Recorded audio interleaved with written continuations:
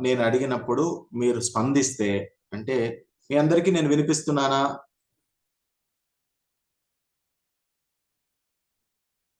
అమ్మా! స్పందించారు. సంతోషం. అందరిని చూస్తున్నాను. సో, అలా స్పందిస్తూ ఉంటే నేను ఇంకాస్త చెప్పాలనిపిస్తుంది. మీరు స్పందించట్లేదనుకోండి, ఇక్కడున్నవి ఇనర్షియల్ ఆబ్జెక్ట్స్ రా బాబు! వీటికి ఎంత చైతన్యమైనా ఇచ్చినా అవి కదలవు. వాటిని మనం కదిపే ప్రయత్నం చేయొద్దని చెప్పి వదిలేసి తొందరగా పారిపోతాను. సో, అలా పారిపోకుండా ఉంచుకోవాల్సిన బాధ్యత మీదే.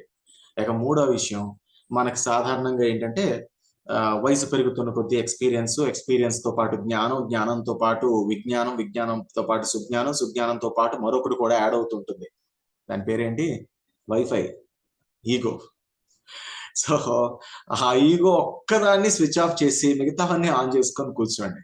ఎందుకంటే వీడేంట్రా ఇలా ఉన్నాడు, గడ్డం పెంచుకొని, ఈ జుట్టేసుకొని, ఏదో షర్ట్ ఏసుకొచ్చాడు, కోట్ కూడా ఏసుకోలేదు, ఇంట్లోనేవో అవి ఇవి చూపిస్తున్నాడు, వీడు మాకు చెప్పేదేంటి, నా ఎక్స్‌పీరియన్స్ అంత లేదు, ఈడి వయస్సు, ఈడు నాకు చెప్పేదేంటి, ఇలాంటి రకరకాల థాట్స్, వీడు మాకు ట్రైనరా, ఈడిలా ఉన్నాడేంటి, వీడే ట్రైనరా, ఇలాంటి రకరకాల థాట్స్ వస్తే తప్పేం లేదు. అది మానవ సహజం, అందులోనే అడల్ట్స్ సహజం. సో, వయోజన విద్య అంత సులభం కాదు. ఎందుకంటే మనం చాలా చూసుంటాం, చాలా నేర్చుకుని ఉంటాం. ఏది ఈజీగా యాక్సెప్ట్ చేయం. కానీ ఇక్కడ మేము మిమ్మల్ని అందరిని బతిమాలుకునేదేంటంటే, అనవసరంగా 'త్రీ రోజెస్ టీలో' చూసినట్టు రంగు, రుచి, చిక్కదనం చెక్ చేయకండి ఇక్కడ. జ్ఞానం మాత్రం తెలుసుకోవడానికి, నేర్చుకోవడానికి వచ్చాం కాబట్టి, వైఫైని ఆఫ్ చేసి ఓపెన్ స్లేట్ లాగా మీ మైండ్‌ని ఉంచుకుంటే, మేము చక్కటి అక్షరాలు రాసి అక్కడ వెళ్తాం. అవి మీకు ఎంత పనికొస్తే అంత వాడుకోండి. లేదంటే వదిలేసేయండి, తప్పేం లేదు. ఇంకా ఇంకొక విషయం ఏంటంటే, ఇక్కడ మనం 1 అవర్ పాటు ఉంటున్నాం. అంటే ఇక్కడ ఒక 40 మంది పార్టిసిపెంట్స్ ఉన్నారనుకుందాం. ఇందులో 40 మంది యొక్క ఒక్కొక్క గంట అంటే 40 గంటల సమయాన్ని నేను తీసుకుంటున్నాననే కాన్షియస్‌నెస్‌తో నేను క్లాస్ చెప్పడానికి, సెషన్ చెప్పడానికి ట్రై చేస్తాను. మీతో ఇంటరాక్ట్ అవ్వడానికి ట్రై చేస్తాను. మీరు కూడా 40 గంటల సమయం ఇక్కడ ఖర్చవుతోంది. దానికి తగ్గట్టు నేను నేర్చుకొని వెళ్ళాలనే కుతూహలంతో, తాపత్రయంతో ఉండండి. మంచి ప్రశ్నలు అడగండి చివర్లో. సో దట్ అందరికి ఉపయోగపడేలా ఉండాలి. ఇక ఇవాళ మనకు ఒక 2 టాపిక్స్ ఇచ్చారు. ఏంటవి? బాడీ లాంగ్వేజ్ అట, ఇంకోటి వాయిస్ మాడ్యులేషన్ అట. నా వాయిస్ క్లియర్‌గా అందరికి వినిపిస్తోందా? నేను క్లియర్‌గా అందరికి కనిపిస్తున్నానా? సూపర్. ఏం లేదు, చెక్ చేసుకోండి నాకు స్పందిస్తున్నారా లేదా అని. సో బాడీ లాంగ్వేజ్ గురించి ఒక పెద్ద పుస్తకము లేదా అంటే ఒక 30 రోజులు నుంచి 40 రోజులు కోర్స్ ఉంటుంది.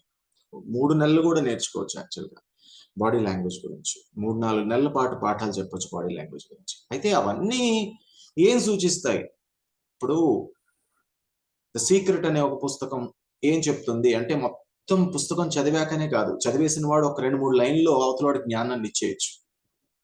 ఏమని? ఏం లేదు, మనం దేన్నైతే గట్టిగా సంకల్పిస్తామో అది జరిగి తీరుతుంది. ఇదేరా ఆ పుస్తకం అని చెప్పేయొచ్చు సింపుల్‌గా. రామాయణం అంతా మొత్తం అన్ని చదివేసి, అన్ని కాండలు చదివేసి, హ్మ్. చదివేసి ఒక సింపుల్‌గా కట్టే, కొట్టే, తెచ్చే అని జస్ట్ చెప్పేయొచ్చు కదా! ఏమిటి కట్టే? ఏమిటి కొట్టే? ఏమిటి తెచ్చే? రాముడు అమ్మవారి మెడలో తాళి కట్టాడు. తర్వాత రావణాసురుడిని కొట్టాడు. ఆవిడ తీసుకెళ్ళిపోయాడు కూడా అక్కడి నుంచి తెచ్చాడు. కట్టే, కొట్టే, తెచ్చే అయిపోయింది రామాయణం. సింపుల్‌గా చెప్పేయొచ్చు. పుస్తకం అంతా చదవక్కర్లే. చదివిన వాడు సింపుల్‌గా చెప్పేయొచ్చు. ఇవాళ కూడా జరిగేదదే. ఆ 40 రోజులది మీకంత నేర్చుకునే సమయం ఇక్కడ లేదు. దాని తర్వాత కూలంకషంగా నేర్చుకుందాం. ఎందుకంటే బాడీ లాంగ్వేజ్‌లో ఒక 9 విభాగాలున్నాయి. ఆ! ఆక్యులెసిక్స్, ప్రాక్సిమిక్స్ ఇంకా చాలా ఉన్నాయి. ఇలా 9 ఉన్నాయి. ఓకే. హాప్టిక్స్ అని ఇలా అంటే ఒక్కొక్కటి ఒక్కొక్క దాన్ని డీల్ చేస్తుంది. ఆక్యులెసిక్స్ అంటే అందులోనే ఉంది. ఆక్యు అంటే కళ్ళుకి సంబంధించిందన్నమాట. ఓకే. హాప్టిక్స్ అంటే హ్యాండ్స్‌కి సంబంధించింది. రైట్? ఇలా ప్రాక్సిమిక్స్ అంటే ప్రాక్సిమిటీ అంటాం చూసారా? దగ్గర దూరాలు. ఈ దూరము దగ్గరకు సంబంధించినది ప్రాక్సిమిక్స్. ఇలా 9 విభాగాలు ఉన్నాయి. వాటన్నిటి గురించి చెప్పుకుంటూ పోతే చాలా అవుతుంది కాబట్టి అవన్నీ వదిలేద్దాం. ఆ సిద్ధాంతాలకు దూరంగా ఉందాం. ఇవాళ కట్టే, కొట్టే, తెచ్చే చెప్పుకుందాం. ఈ కట్టే, కొట్టే, తెచ్చేలో ఏంటంటే మనం ఇక్కడి నుంచి కింద వరకు నఖ శిఖ పర్యంతం. అంతే కదా! నఖము అంటే గోరు. ఎక్కడి గోరు? కాలి చిటికెన వేలు గోరు. ఆ నఖము. శిఖము అంటే ఇక్కడ ఉంటుంది శిఖ. పంతులు పెట్టుకుంటారు కదా! ఆ శిఖ. ఇక్కడ వరకు. సో ఈ నఖ శిఖ పర్యంతము ఎట్లా ఉండాలనేది చెప్పేందుకే ఈ 9 విభాగాలు. ఆ 9 విభాగాల్లో 90 క్లాసులు.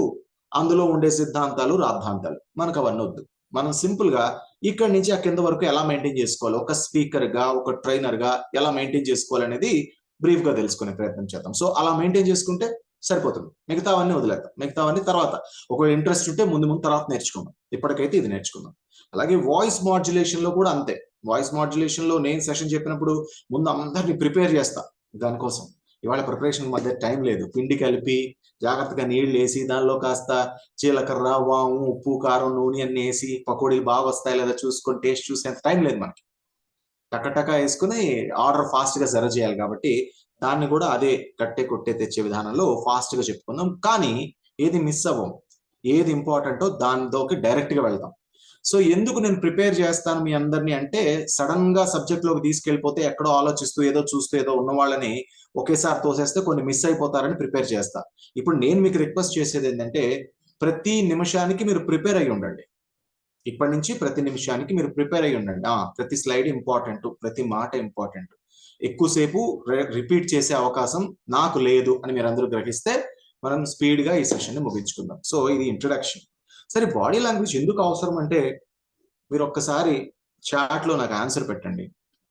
ఆన్సర్ ద్వారానే బాడీ లాంగ్వేజ్ ఎందుకు అవసరం అనే దాని క్వశ్చన్ కూడా ఆన్సర్ మనకు వచ్చేస్తుంది.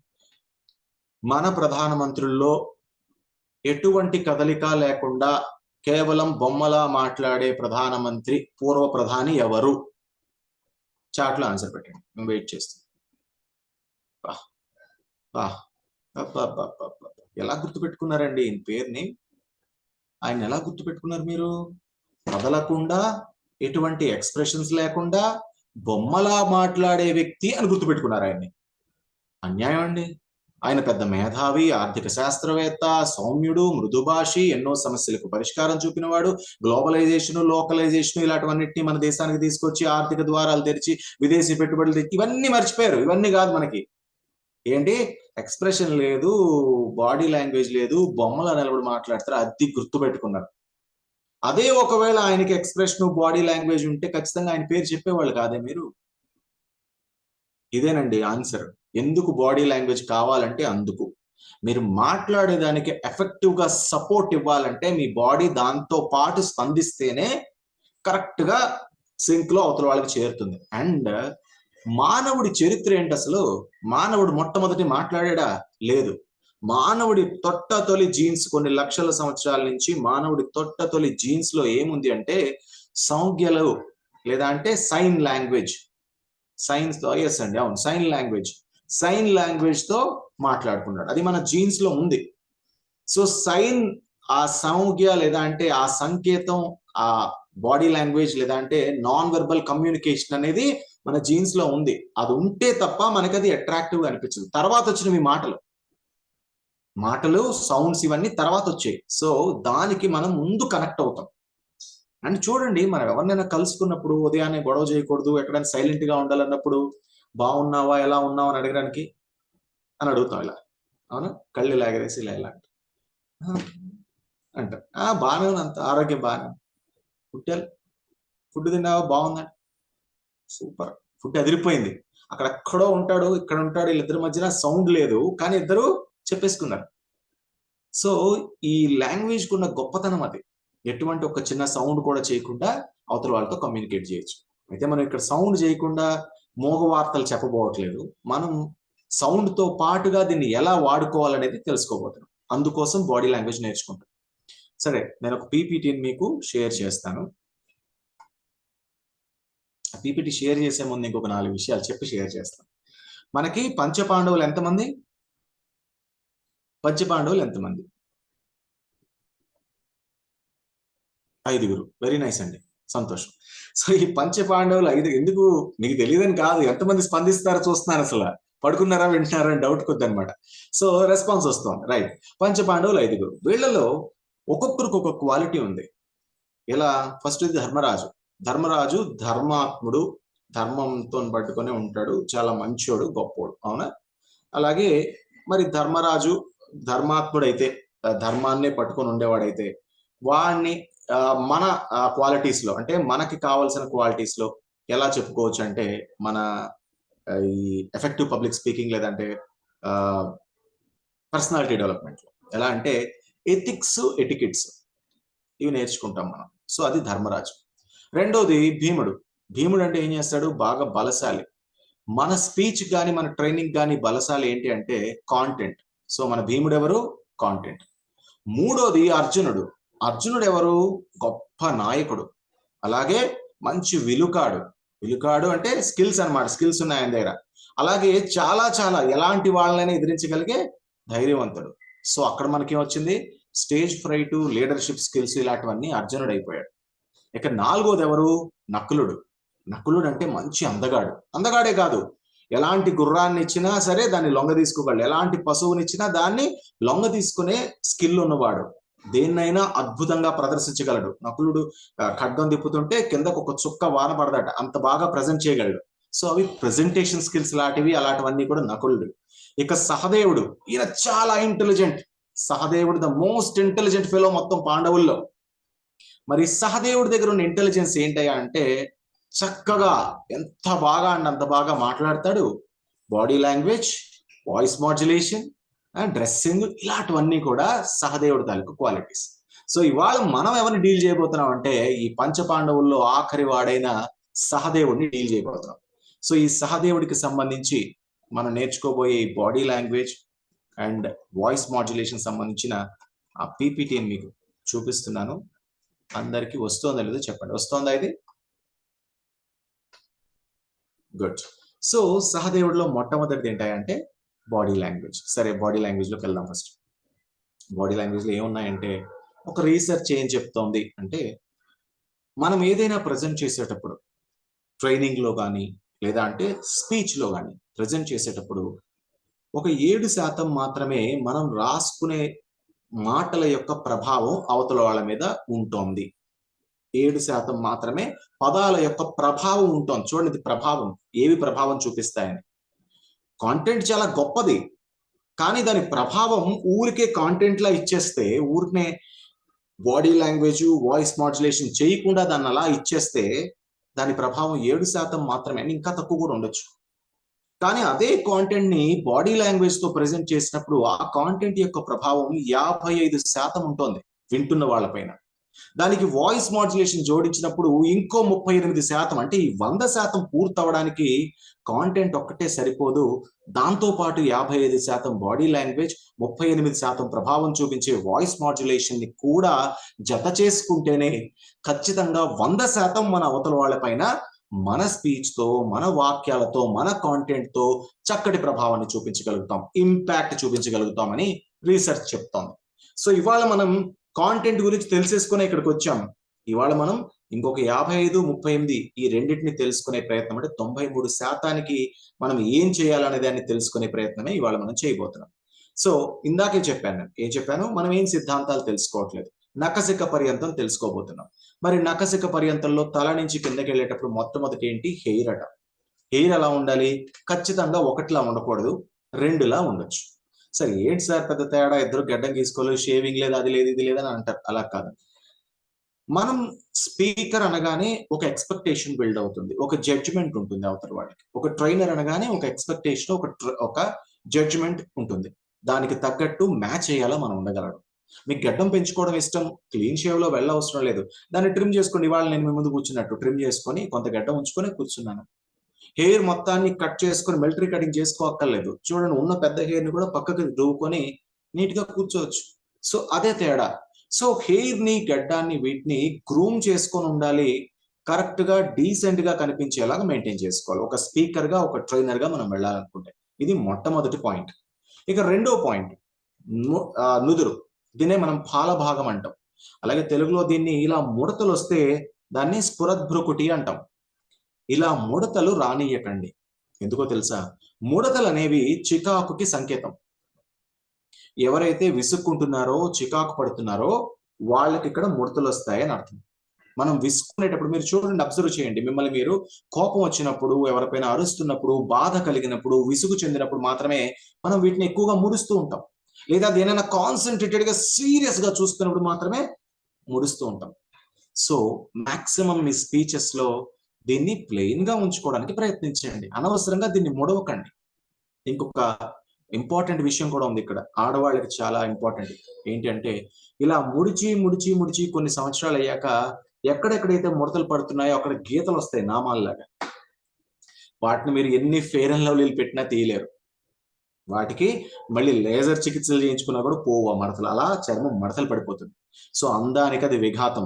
కాబట్టి ఈ ముడతలు రానియకండి. ప్రశాంతంగా ఈ పాల భాగాన్ని ఉంచుకోండి. ఫోర్ హెడ్ ని చాలా ప్రశాంతంగా ఉంచుకోండి. అది మీ ప్రశాంతతని మీ బాడీ లాంగ్వేజ్ లో అవతల వాళ్ళకి తెలియజేస్తూ ఉంటుంది. ఇక తర్వాత వచ్చే పార్ట్ ఏంటి, కనిపిస్తూనే ఉన్నాయి మనకి ఆ పార్ట్ లోనే, ఏంటివి, కళ్ళు. మీ కళ్ళు నవ్వాలి. చూడండి, ఈ ఫోటోలో ఉన్న వ్యక్తి పెదాలు మనం చూడట్లేదు, ముఖం మిగతా పార్ట్ చూడట్లేదు, కానీ ఆయన కళ్ళు చూస్తే మనకు తెలుస్తుంది అతను నవ్వుతున్నాడని. గమనించండి జాగ్రత్తగా. కళ్ళల్లో నవ్వు అంటే అదే.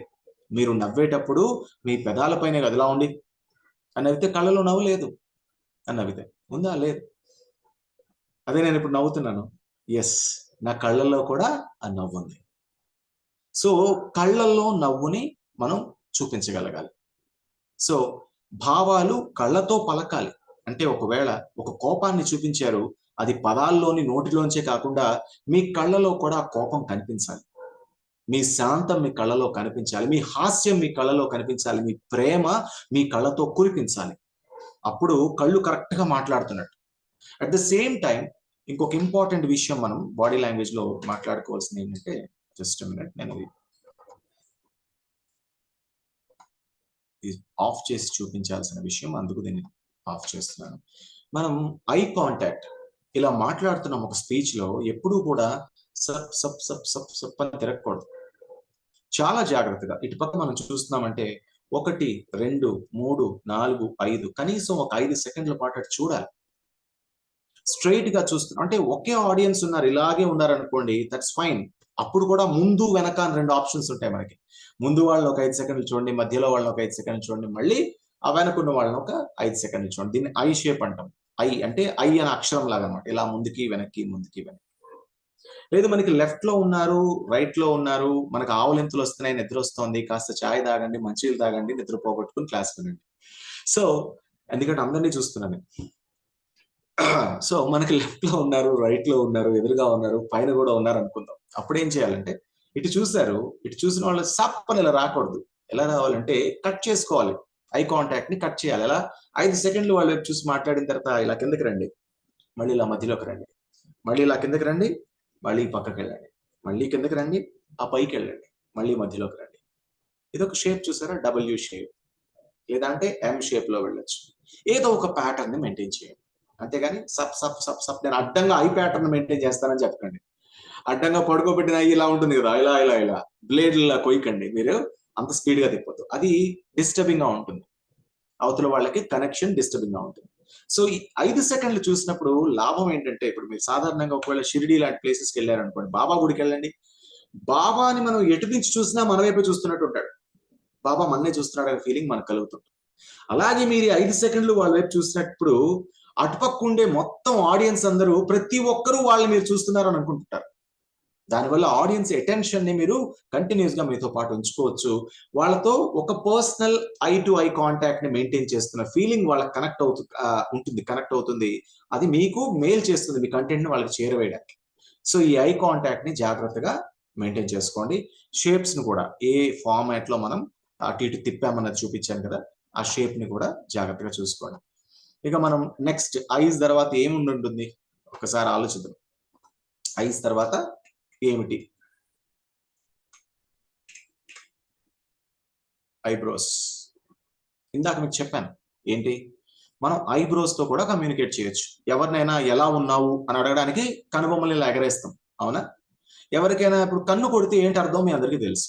ఎవరికైనా కన్ను కొట్టామనుకోండి, ఏదో సీక్రెట్, లేదా అంటే ఏదో మనం ప్రాంక్ చేయబోతున్నాం, లేదా ఏదో జోక్ చేయబోతున్నాం, ఎవరినో ఏమారుస్తున్నాం, అబద్ధం చెప్పు నిజం చెప్పకు, లేదంటే నేను చెప్పేదాన్ని సపోర్ట్ చేయి, నేను చెప్పేది అబద్ధమే కానీ దాన్ని సపోర్ట్ చేయి, ఇలాంటివి. లేదా అమ్మాయికి కన్ను కొట్టామనుకోండి, అది వేరే అర్థం, అతను చెప్పుతో కొడతారు వాడు.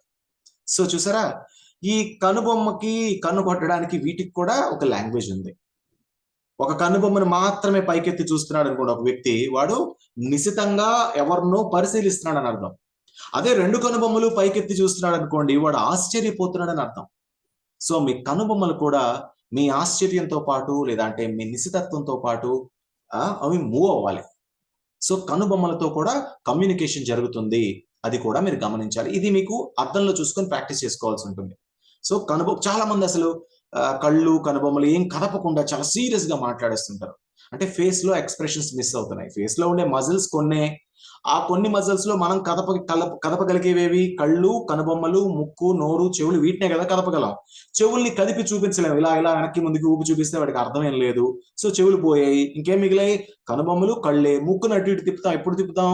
ఏదైనా విసుక్కున్నప్పుడు, చికాకున్నప్పుడు తప్ప ముక్కును దేనితోని ఎక్స్ప్రెషన్కి ఇవ్వం. సో మిగిలిపోయింది ఏంటి? ఇంకా ఫాలభాగం, కళ్ళు, కనుబొమ్మలు, వీటితోనే మన ఎక్స్ప్రెషన్. లేదా అంటే మిగిలిపోయిన తర్వాత పెదాలు, నవ్వుతో. సో ఈ కనుబొమ్మల్ని కూడా మీ బాడీ లాంగ్వేజ్ లో పార్ట్ చేసుకోండి. ఎందుకంటే as a speaker, as a trainer గా మీ ముఖాన్ని ఎక్కువగా చూస్తుంటారు వాళ్ళు. సో అక్కడ ఎక్స్ప్రెషన్ ఎప్పుడు కంటిన్యూస్ గా పలుకుతూ ఉండాలి. అలానే ఆర్ నారాయణమూర్తి గారి లాగా కంటిన్యూస్ గా ఎగరేయకండి కనుబొమ్మలు, బాగోదు. విప్లవ సినిమాలో ఉంటుంది. సో తర్వాత పార్ట్ ఏంటి? ముక్కు. చూడండి, ముక్కుని చిట్లించకండి. చాలా మంది మాట్లాడుతున్నప్పుడు ముక్కుని ఇలా పెట్టి మాట్లాడుతుంటారు. ఇప్పుడు ఇలా ఉన్నట్టు, ఇంత ఘోరంగా పెట్టకపోయినా కొంచెం ముక్కుని టైట్ చేసి మాట్లాడుతుంటారు. దానివల్ల చాలా ఇబ్బంది. ఎందుకంటే మనం మూసి ఒడ్డున ట్రావెల్ చేస్తున్నాం అనుకోండి, కంపు కొడితే ముక్కుని ఇలా చిట్లించుకుంటాం. ఇది జుగుప్సకి సంకేతం. ముక్కు చిట్లించడం అనేది జుగుప్సకి సంకేతం, అసహ్యానికి, జుగుప్సకి సంకేతం. లేదంటే విసుగు, చిరాకు, కోపం ఇలాంటి వాటితో ఇందాక ఎక్కడైతే ఫాల భాగంలో స్ఫురద్భురుకుటిని మీరు ముడుస్తారని చెప్పానో దాంతో పాటు కనెక్షన్ లో ఉంటుంది ఇది. అండ్ ఆడవాళ్ళు ఇక్కడ కూడా సేమ్ అదే. ఇలా చూడండి, ఇలా ముడతలు పడి గీతలు వస్తాయి. తర్వాత ఆ గీతలు మీరు ఏం రాసుకున్నా పోవు, ఏం చికిత్స చేసుకున్నా పోవు, అందానికి చాలా చాలా విఘాతం కలిగిస్తాయి. కాబట్టి ముక్కు చెట్లించకండి. ఎందుకంటే సాధారణంగా ఆడవాళ్ళకి విసుగు చాలా తొందరగా వస్తుంది. వాళ్ళు ముఖంలో ఎక్స్ప్రెషన్స్ కూడా చాలా ఎక్కువగా ఇస్తారు మగవాళ్ళ కన్నా కదా. హావభావాలకి వాళ్ళు పెట్టింది పేరు. కాబట్టి ఈ ముక్కు చిట్లిచ్చే హావభావాన్ని మెయింటైన్ చేయకండి అనవసరంగా. లేనిపోని మార్క్స్ మొహం మీద పడతాయి. ఇది ముక్కుకు సంబంధించి. ఇవేంటి చెయ్యకూడనివి. ముక్కుతో మీరు ఇంతకన్నా ఏం ఏం చెయ్యొద్దు. ముక్కుని అలా ఉంచండి చాలు. అది మెయిన్. ముక్కుని అలా ప్లెయిన్ గా ఉంచితే చాలు. ఇక తర్వాతది చిరునవ్వు, స్మైల్. చూడండి, ఈ ప్రపంచంలో ఒక కుక్క పళ్ళుని చూపించింది అనుకోండి, దాని అర్థం ఏంటి? కరుస్తుందని అర్థం. ఒక పులి పళ్ళని చూపించింది అనుకోండి, దాని అర్థం ఏంటి? నేను తినేస్తానని అర్థం. కానీ ఈ ప్రపంచంలో పళ్ళు చూపించి చంపకుండా, కొరక్కుండా ఆనందాన్ని పంచగలిగేది ఒక్క మనిషి. ఎప్పుడు? తన నవ్వుతో. ఏదో ఒకసారి అందరు నవ్వండి, పళ్ళు చూపించి నవ్వండి చక్కగా. ఎవరిదైనా తినేటట్టు లేదా అంటే కొరికేటట్టు ఉందేమో చూద్దాం. లేదే, అందరూ చక్కగా ఉన్నాయి. సో నవ్వుతూ ఉండండి ఈ సెషన్ ఇక్కడి నుంచి కంటిన్యూస్ గా. అన్నిటినీ నవ్వుతూ ఆస్వాదించండి. సో ఈ చిరునవ్వుకు ఈ నవ్వుకు ఒక చిన్న ఇది కూడా ఉంది. ఏంటి తెలుసా? అంటురోగం ఇది. ఇప్పుడు నేను మా విష్ణు కుమార్ యాదవ్ గారిని చూసి నవ్వుతున్నాను అనుకుందాం. చూసారా? అప్పుడు నేను నవ్వుతున్నా అనగా ఆయన నవ్వుతున్నాడు. చూసారా? ఏం గంగారెడ్డి గారు అంతేనా? అవునా కదా? చెప్పండి. చూసారా? మళ్ళీ ఆయన కూడా నవ్వుతున్నాడు. ఆయన సీరియస్ గా తల ఊపొచ్చు కదా, ఎందుకు నవ్వుతున్నారు ఆయన? ఇదేనండి నవ్వుకున్న గొప్పతనం. మీరు అడగొచ్చు, సార్ మా విజయ్ కుమార్ లాంటి సార్ లాంటి వాళ్ళు ఉన్నారు, వాళ్ళు అసలు నవ్వరు సార్, మనం నవ్వినా నవ్వరు. లేదా, నవ్వుతారండి. కానీ కొందరు ఉంటారు, కొందరు నవ్వరు. ఆ 30% ఎక్స్క్లూడ్ చేసేయండి. వాళ్ళ గురించి కాదు మనం. ఈ ప్రపంచంలో 70% మనం నవ్వు విసిరితే అట్నుంచి నవ్వే వాళ్లే ఉంటారు. అట్నుంచి నవ్వు వస్తుంది, చిరునవ్వు వస్తుంది. కాబట్టి ఈ 70% మంది కోసం మీరు నవ్వడం అలవాటు చేసుకోండి. ఎప్పుడు ఆనందం మీ ముఖంలో, మీ పెదాల పైన తాండవిస్తూ ఉండాలి. బా ఎంత ప్రశాంతంగా ఉంటారు సార్, సారు ఎంత బాగా చెప్తాడో, దాంతో పడిపోతారు తెలుసా.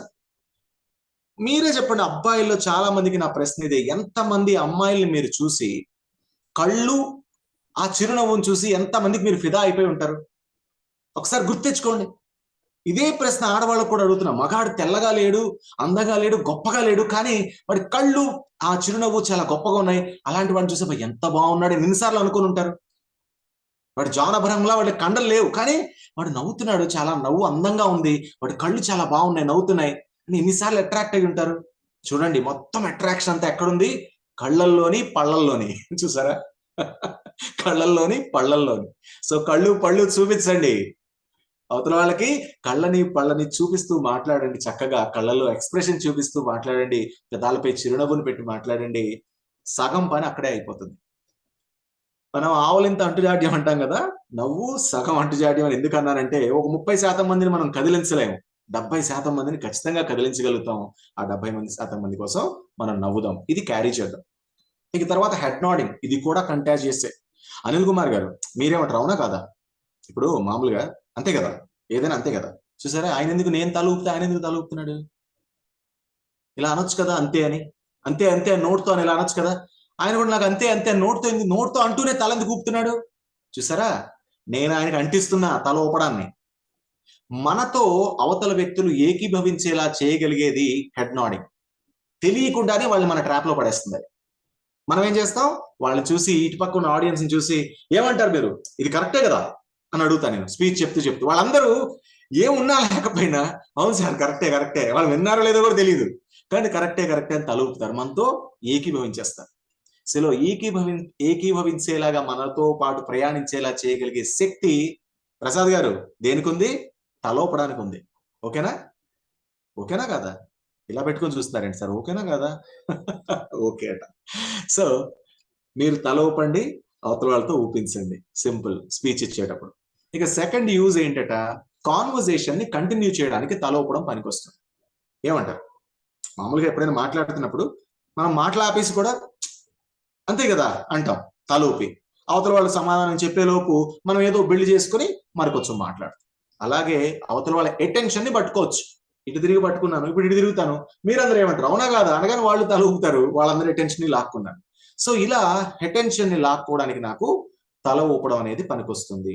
ఇక హెడ్ టిల్ట్ అంటాం. అంటే ఇప్పుడు ఇలా స్ట్రైట్ గా ఉండడం ఒక ఎత్తు అయితే, కాస్త తల పైకి ఎత్తుంచడం చాలా ఇంపార్టెంట్. నన్ను చూస్తున్నారు కదా అందరూ, నేను కనిపిస్తున్నాను కదా. సో ఇలా ఉంటే నేను స్ట్రైట్ గా ఉన్నాను కెమెరాకి, అదే కొంచెం ఇలా తలెత్తితే కొంచెం టిల్ట్ చేశాను. ఈ టిల్ట్ చేయడం వల్ల మన ఆయుర్వేదం కానీ మెడిటేషన్ లో కానీ చక్రాస్ గురించి చెప్పేటప్పుడు కానీ ఏం చెప్తామంటే, ఈ అన్ని చక్రాలు అలైన్మెంట్ లో ఉండి జ్ఞానాన్ని తీసుకొని ఇవ్వగలిగే పొజిషన్ లోకి మనం వస్తాం. ఇది ఒక స్విచ్. ఇలా స్ట్రైట్ గా ఉంటే ఆఫ్ లో ఉంటుంది ఆ స్విచ్, కొంచెం ఇలా తలెత్తితే స్విచ్ ఆన్ అయిపోతుంది. మెడిటేషన్ చేసే వాళ్ళని కూడా చూడండి, దీర్ఘకాలం పాటు మెడిటేషన్ చేసే వాళ్ళు చాలా మంది కళ్ళు మూసుకొని తల కిందకి దించరు, కొంచెం పైకెత్తి మెడిటేషన్ చేస్తారు కదా. ఆ స్విచ్ ఇక్కడ ఉంది. ఆ మెడ కొంచెం పైకెత్తండి, ఎత్తి మాట్లాడండి. మీ ప్రవాహ ధార, మీరు మాట్లాడేటప్పుడు ఏదైతే బుర్రలో నుంచి రీకాల్ చేసుకోవాలని మీరు ప్రయత్నిస్తున్నారో ఆ ధార ఆగిపోకుండా ఉండేందుకు ఈ మొత్తం చక్రాలని అలైన్ అయ్యి మీకు చక్కగా సహకరిస్తాయి. సో కొంచెం టిల్ట్ చేసి మాట్లాడండి. ఇది హెడ్ కి సంబంధించి. ఇక హ్యాండ్స్, అక్కడ రాశాను చూడండి, మీరంతా బొమ్మలు కాదు.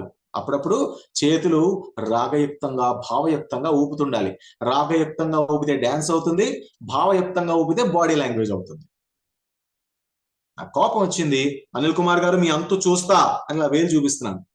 మీ అంత చూడలేను సార్, ఊరికనే అంటున్నాను, అంతు చూస్తా అని ఇలా అన్నా. చూసారా ఈ వేలు ఎంత ఇంపాక్ట్ వస్తుంది అంటే, ఎందుకు మనం బాలకృష్ణ సినిమాలు బాగా చూస్తాం కదా, మంచి ఆ నాయుడు ఈ రెడ్డి వాటిలో మంచిగా రే నీ తల తీస్తా అన్న తర్వాత లాస్ట్ లో 4 మడత పెట్టి అంటాడు ఇలాగ బాలకృష్ణ. 4 మడత పెట్టగానే మనం విజిల్స్ వేస్తాం, బా ఏం ఇచ్చాడ్రా వార్నింగ్ అని. ఎక్కడొచ్చింది ఆ డైలాగ్, ఎప్పుడు చెప్పేదే, కానీ లాస్ట్ లో 4 మడత పెట్టగానే దానికి కాస్త ఫోర్స్ వచ్చేసింది చూసారా. కాబట్టి మీ చేతులు అలాగే కదలాలి. దేనికి? మీ డైలాగ్ కి, అదే మీ మాటలకి, డైలాగ్ కాదు మీ మాటలకి. మీ మాటలతో అవి సింక్ లో ఉండాలి. వాటితో పాటు కదిలితే అవి ఇంకాస్త దమ్మునిస్తాయి. కరెక్ట్ గా చెప్పాలంటే, మన భాషలో చెప్పుకోవాలంటే కాస్త దమ్ముని జోడిస్తాయి. సో ఆ చేతుల్ని ఎలా కదపాలి అనే దగ్గరికి వద్దాం. నెక్స్ట్ అదే, ఈ చేతులు చాలా మంది ఏం చేస్తారంటే స్టేజ్ మీదకి వెళ్ళగానే కట్టేసుకుంటారు ఇలా గట్టిగా, లేదా ఇలా పట్టేసుకుంటారు గట్టిగా, ఇంకా వదలరు వాటిని. ఈ మధ్యలో ఏదో ఉంది, అది ఓపెన్ చేస్తే పడిపోద్ది, నా ఆస్తి మొత్తం పోద్ది అన్నట్టు దీన్ని గట్టిగా పట్టేసుకొని పిసికేసుకుంటారు చేతులు. ప్లీజ్, ఈ క్లోజ్డ్ హ్యాండ్స్ ఎప్పుడు ఉండకూడదండి. బాడీ లాంగ్వేజ్ ఏం చెప్తుంది, సైన్స్ ఏం చెప్తుందంటే ఓపెన్ హ్యాండ్స్ ఉండాలి అంటుంది.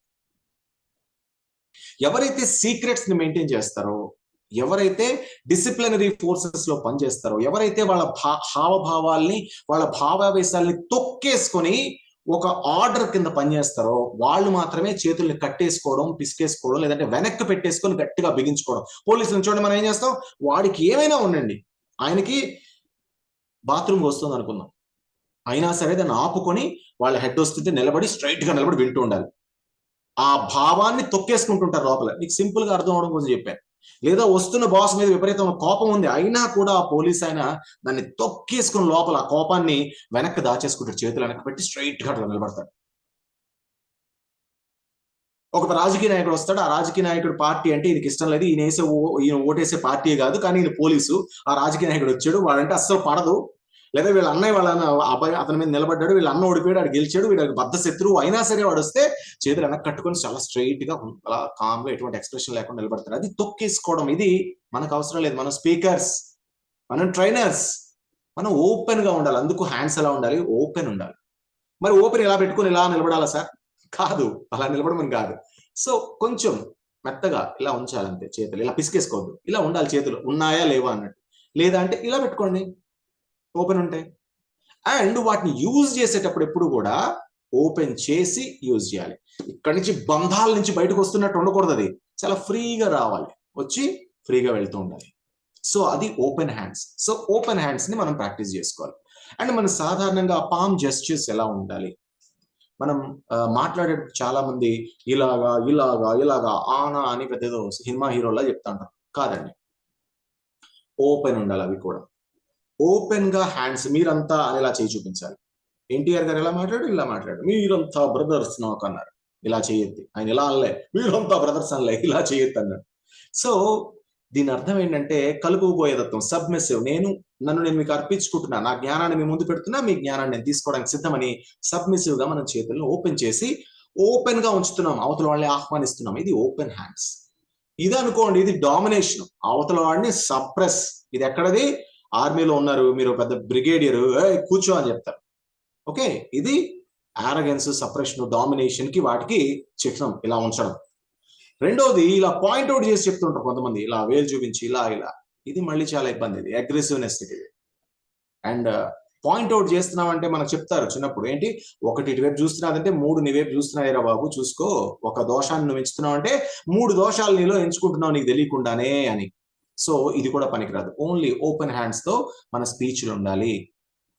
తర్వాత ఫింగర్స్ కి కూడా భావాలు ఉన్నాయి, అర్థాలు ఉన్నాయి. అవునా కాదా? ఉన్నాయి. ఇప్పుడు ఇలా చూపించే సింబల్ ని మనం ఏమంటాం? సూపర్ అంటాం, రైట్? ఇదే సింబల్ ఇలా చూపిస్తే ఫ్రెంచ్ వాళ్ళకి జీరోను వాళ్ళు ఇలా చూపించుకుంటారు. ఇదే సింబల్ ని గ్రీక్స్ కి చూపిస్తే అదొక బూతు, పచ్చి బూతు, నోట్తో నేను చెప్పలేని బూతు. మీరు ఈ ఫింగర్స్ ని వాడేటప్పుడు ప్రాంతాన్ని బట్టి జాగ్రత్తగా వాడుకోవాలి. మన ఒక్కొక్క ఫింగర్ కి ఒక్కొక్క అర్థం ఉంది, మీకు తెలుసు, నేను చెప్పక్కర్లేదు. చిన్నప్పుడు మనం మేడం కి బాత్రూమ్ పోవాలంటే ఏమడగలం? టీచర్ అని ఇలా వేలెత్తి చూపించేవాళ్ళు, లేదంటే టీచర్ అని ఇలా 2 వేలెత్తి చూపించేవాళ్ళు. అంటే టీచర్కి అర్థం అయిపోయి పంపించేవారు. అంటే ఈ 2 వేలకి దీనికి అర్థం వేరే ఉంది. మీరందరూ హోంవర్క్ చేశారా? మీ అందరికి నేను వినిపిస్తున్నాను అనగా మీరు అందరూ వేలెత్తి చూపిస్తున్నారు, ఈ వేలు చూపిస్తున్నారు. ఈ వేలకి ఏమర్థం ఉంది? ఓకే, ఎస్, అవును, వి అగ్రీ, లేదా మే అగ్రిమెంట్ లో ఉన్నాము, వీఆర్ విత్ యూ. వీటన్నిటికీ ఒక్క వేలు ఇన్ని పదాలు చెప్పేస్తాం, రైట్? సో మిడిల్ ఫింగర్ ఎత్తితే ఏంటో మీ అందరికీ తెలుసు. కాబట్టి వేళ్ళని జాగ్రత్తగా వాడుకోండి, సందర్భాన్ని బట్టి ఎక్కడున్నావో చూసుకొని వాడుకోండి. గ్రీక్ వెళ్ళి ఇలా అన్నారనుకోండి, గ్రీస్ దేశం వెళ్ళి బూత్ మాట అన్నట్టే. సో అలా ఏ వేళ్ళని ఎక్కడ వాడుకోవాలి, ఎలా చెప్పాలి, ఏంటి అనేది కూడా బాడీ లాంగ్వేజ్ లో ఒక భాగమే. కాబట్టి వేళ్లతో జాగ్రత్త. ఇక తర్వాత అంశం షేక్ హ్యాండ్స్. ఇప్పటి వరకు మనం వేదిక మీద ఉన్నప్పుడు బాడీని ఎలా మెయింటైన్ చేసుకోవాలి అని చెప్పుకున్నాం.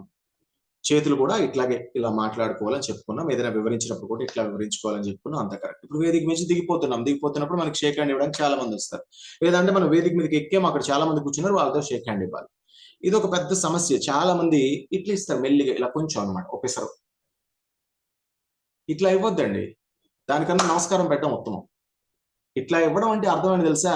నువ్వంటే నాకు ఇష్టం లేదురా బాబు, నీతో చేయగలవడం నాకు అస్సలు నచ్చదు అని అర్థం. ఇలా ఇవ్వడం చాలా దరిద్రమైన షేక్ హ్యాండ్. షేక్ హ్యాండే కాదు, అది షేక్ ఫింగర్స్, ఇంకేదో పేరు పెట్టాలి దానికి. ఇలా చిన్న చిన్న వేళ్ళు కొంచెం కొంచెం ఇచ్చుకోకండి. షేక్ హ్యాండ్ అంటే ఒక చేతిలో ఒక చెయ్యి ఇలా కూర్చుండిపోవాలి, ఇలా కూర్చుండిపోవాలి షేక్ హ్యాండ్ లో. అది కూడా ఫర్మ్ గా ఉండాలి. ఫర్మ్ అంటే నొక్కేసి పిసికేమని కాదు, చక్కగా జెంటిల్ గానే పట్టుకోవాలి. ఆ మీలో ఉండే ఆ వామ్ వాళ్ళకి తెలియాలి, అలా పట్టుకోవాలి. అండ్ పట్టుకున్నాం కదా అని తెగ ఊపేయకండి. మన మోడీ సారు అమెరికా వెళ్ళినప్పుడు ఊపాడు, రష్యా వెళ్ళినప్పుడు ఊపాడు, నేను ఊపుతాను ఊపకండి. వాళ్ళు ఫోటోల కోసం ఊపుతారు. మనకు ఒకటే షేక్, 1 2 3 అయిపోయింది, బస్, we are in agreement, we are friends. 3 షేక్లే అయిపోయింది, వదిలేయాలి. లేదు మాట్లాడాలంటే పట్టుకుని అలా మాట్లాడండి కొంతసేపు, అంతేగాని పట్టుకుని అలా ఊపుతా ఉండకండి. అది మంచి ఎటికెట్ కాదు, కరెక్ట్ అయిన బాడీ లాంగ్వేజ్ కాదు. ఓకే, సో ఫామ్ గా ఉండాలి, లూజ్ గా ఉండకూడదు, ఫామ్ గా పట్టుకోవాలి. ఇవన్నీ వద్దు సార్ నాకు అనుకుంటే ఒక నమస్కారం పెట్టి దండం పెట్టండి, వదిలేసారు. ఏ గొడవలు. వాళ్ళు చేయిస్తుంటే ఒక నమస్కారం సార్, మీకు నమస్కారం సార్, నా వల్ల కాదు సార్, నేను కోవిడ్ బాధితుంది సార్, ప్లీజ్ సార్ నేను నమస్కారం పెట్టండి. తప్పేం లేదు, నమస్కారం చాలా మంచి సంస్కారం. రెండు చేతుల్లో ఉండే ఆక్యుప్రెషర్ పాయింట్స్ ని గట్టిగా ఒత్తుకుంటూ మనకి మనం ఆరోగ్యం ఇచ్చుకుంటూ అవతల వాళ్ళకి పాజిటివ్ ఎనర్జీని ఇచ్చే ఒక ఏమనాలి ఒక సింబల్ నమస్కారం అనేది. సో నమస్కారం పెట్టండి, మంచిది, ఏ గొడవ లేదు. కానీ ఒకవేళ షేక్ హ్యాండ్ ఇచ్చే ఉద్దేశం ఉంటే మాత్రం ఇలా ఇవ్వండి, అంతేగాని పిచ్చి షేక్ హ్యాండ్లు ఇవ్వకండి. అలాగే షేక్ హ్యాండ్స్ లో కూడా కొన్ని రకాలు ఉన్నాయి, వాటిని తెలుసుకునే ముందు హ్యాండ్ హైజీన్. ఒకవేళ మీరు షేక్ హ్యాండ్ ఇస్తుంటే అప్పుడే చికెన్ మటన్ తినేసారు, మంచిగా చెయ్యి అంతా జిడిజిడిగా ఉంది, సరిగ్గా కడుక్కోలేదు, వెళ్ళి పుసుక్క నాలాంటి చెయ్యి ఇచ్చారు, నేనేమో ప్యూర్ వెజిటేరియన్, అప్పుడు ఇచ్చేస్తాను, తర్వాత జిడ్డుగా ఉంటుంది, ఏంటి జిడ్డుగా ఉంది, ముక్కు దగ్గర పెట్టుకుంటా, అబ్బా ఏంటి వాసన అనుకుంటా. జీవితంలో మళ్ళీ మీకు షేక్ హ్యాండ్ ఏమని తెలుసా? జీవితంలో మీకు షేక్ హ్యాండ్ ఏమను, ఈ బాబోయ్ వచ్చేస్తున్నాడు క్యాండిడేట్, నాన్ వెజ్ చెయ్యంతా నాన్ వెజ్ అయిపోతుంది బాబాయ్ అని చెప్పి రాగానే నమస్కారం సార్, నమస్కారం సార్, నమస్కారం సార్, థ్యాంక్ యూ సార్, నమస్కారం సార్ అని పట్టుకుంటారు బ్రహ్మానందం అలాగే. సో మీరు షేక్ హ్యాండ్ ఇవ్వాలంటే మీ హ్యాండ్స్ హైజీనిక్ గా ఉండాలి, అవతల వాళ్ళు ఇబ్బంది పడేలా ఉండకూడదు, హైజీనిక్ గా పెట్టుకోండి. ఇక నో డబుల్ హ్యాండ్స్, ఎప్పుడు కూడా ఈ కేసింగ్ చేయకూడదు. మనం కేసింగ్ అంటాం, డబుల్ హ్యాండ్స్ అంటే ఇలా, లేదంటే ఇలా పెట్టేస్తాం, ఇది మనం కాదు, మనం ఓన్లీ సింగిల్ హ్యాండ్. ఎవరికైనా భరోసా ఇచ్చినప్పుడు ఆ షేక్ హ్యాండ్ ఇలా ఒక చేయి మీద చేయి ఇలా వేస్తాం, లేదా అంటే రెండు చేతులతో ఇలా పట్టుకున్నామంటే మీరు చాలా గొప్పవాళ్ళు, మీ గొప్పతనాన్ని గుర్తిస్తూ మీ ఒక చేయికి నా రెండు చేతులు సరిసాటి, ఇంకా నా చేతులు ఇంకా లేవు కాబట్టి పెట్టలేను, ఎన్నున్న అన్ని పెడతానని అర్థం. సో మనం అవన్నీ కాదు కదా, మనం we are good at what we are. So మనం పైకి ఎక్కాం దిగాం, ఎవరైనా షేక్ హ్యాండ్ ఇస్తే ఒక షేక్ హ్యాండ్ ఇస్తాం వస్తాం, అంతే. రెండు కేసింగ్లు అవన్నీ చేయం. ఇందులో ఇంకా మళ్ళీ 3 రకాలు ఉన్నాయి షేక్ హ్యాండ్స్ లో కూడా. ఏంటవి? ఒకటి, ఇందాక మాట్లాడుకున్నట్టే పామ్ పవర్ లో మాట్లాడుకున్నట్టే సబ్మిసివ్, గివింగ్ కంట్రోల్, ఈక్వాలిటీ. ఇలా పట్టుకుని మాట్లాడుతున్నాం, ఇది మీ చెయ్యి అనుకుందాం, ఇది మీ చెయ్యి, ఇది అవతల వాళ్ళు చెయ్యి, ఇలా పట్టుకున్నారు, పట్టుకుని చేతిని ఇలా తిప్పేశారు అనుకుందాం, అంటే మీ చేయి పైకి వచ్చేసింది, మీ చేయి పైన ఉంది, వాళ్ళ చేయి కింద ఉంది, ఇలా తిప్పేశారు పక్కకి, దాని అర్థం డామినేషన్. లేదు మీరు కిందకు వంగిపోయారు, అవతల వాళ్ళ చేయి పైకి వచ్చింది, దీని అర్థం మీరు వాళ్ళకి లొంగిపోయారు, వాళ్ళకి కంట్రోల్ ఇచ్చేస్తున్నారు. అది కాదు, ఈక్వల్ గా ఉండాలి, స్ట్రైట్ గా ఉండాలి. ఇది normal shake hand, equality. So దీన్ని కూడా జాగ్రత్తగా గుర్తుపెట్టుకోండి. అవతల వాళ్ళ మీద కంట్రోల్ తీసుకోకండి. ఇది ఎవరికైతే బాడీ లాంగ్వేజ్ తెలుస్తుందో పెద్ద పెద్ద వాళ్ళకి మన నేచర్ ని మనం చెప్పకుండా, అంటే అవతల వాళ్ళ నేచర్ ని కూడా మనం తెలుసుకోవచ్చు. ఎవడైనా మనకి షేక్ హ్యాండ్ ఇస్తూ ఇలా తిప్పేస్తున్నాం అనుకోండి మన చేతిని, దాని అర్థం ఏంటంటే వాడు డామినేటింగ్ క్యారెక్టర్ అని అర్థం. లేదు వాడు మొత్తం వంగిపోతున్నాడు, వాడి వైపు తిప్పేసుకుంటున్నాడు అనుకోండి, దాని అర్థం వాడు అవతల వాళ్ళకి లొంగిపోయే రకం. అలా కాదు, చాలా చక్కగా స్ట్రైట్ గా ఇస్తున్నాడంటే వాడు మనని గుర్తిస్తున్నాడు, వాడు ఆత్మగౌరవాన్ని వాడు కాపాడుకుంటున్నాడు, మన గౌరవాన్ని వాడు కాపాడుతున్నాడు అని అర్థం. ఇది నేర్చుకోవడానికి, అవలంబించడానికి రెండింటికి కూడా పనికొచ్చే షేక్ హ్యాండ్. ఇక హ్యాండ్ టు ఫేస్ టచింగ్ గుర్తుపెట్టుకోండి. మీరు వేదిక మీద ఉన్నప్పుడు ఎట్టి పరిస్థితుల్లో మీ చెయ్య ముక్కు గోక్కోవడానికి, చెవు గోక్కోవడానికి, కన్ను గోక్కోవడానికి వెళ్ళకూడదు. అది చాలా చాలా బ్యాడ్ జెస్చర్.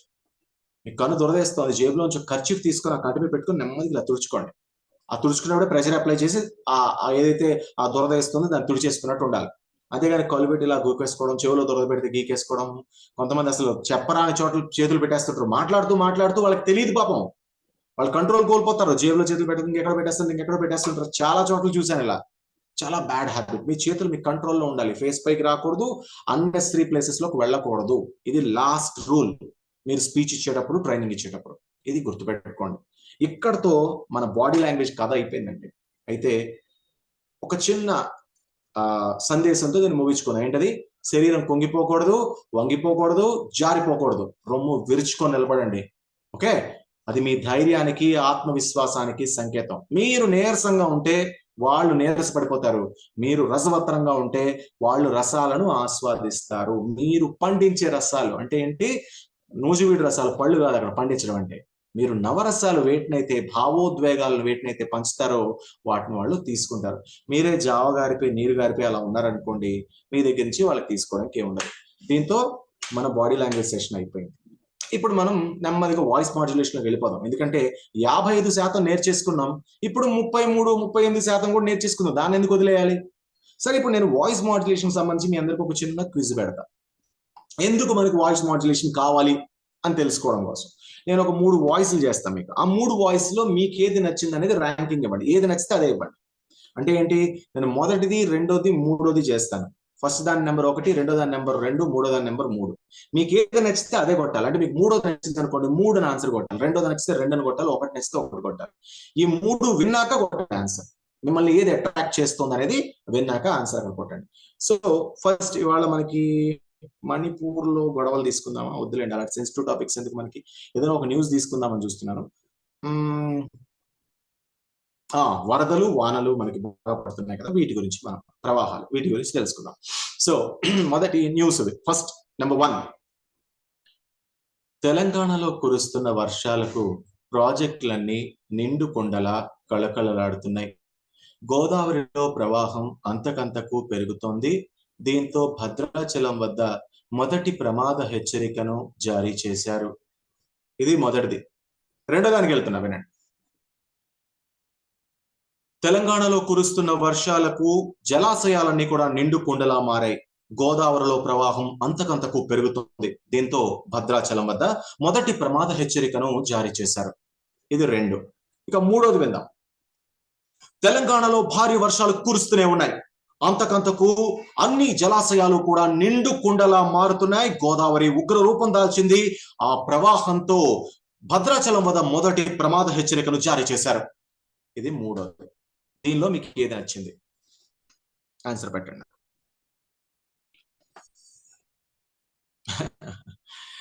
మీరు న్యూస్ ట్రాప్ లో ఇరుక్కోకండి, వాయిస్ ట్రాప్ లోనే ఉండండి.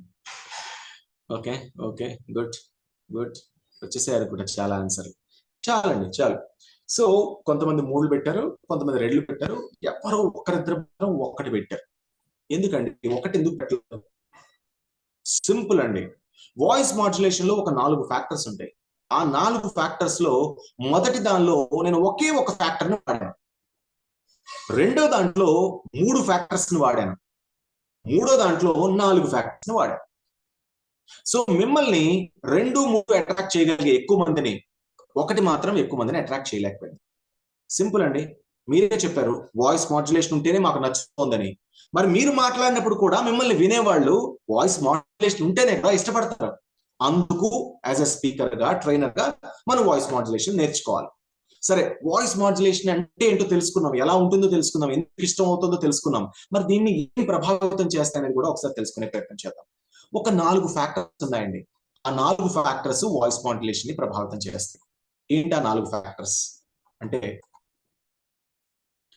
పీ పే పాటో అని చిన్న ఫార్ములా నేను తయారు చేసే ఊరికే, ఎందుకంటే పొటాటో టొమాటో లాగా ఈజీగా గుర్తుపెట్టుకోవడానికి ఉంటుంది అని చెప్పి.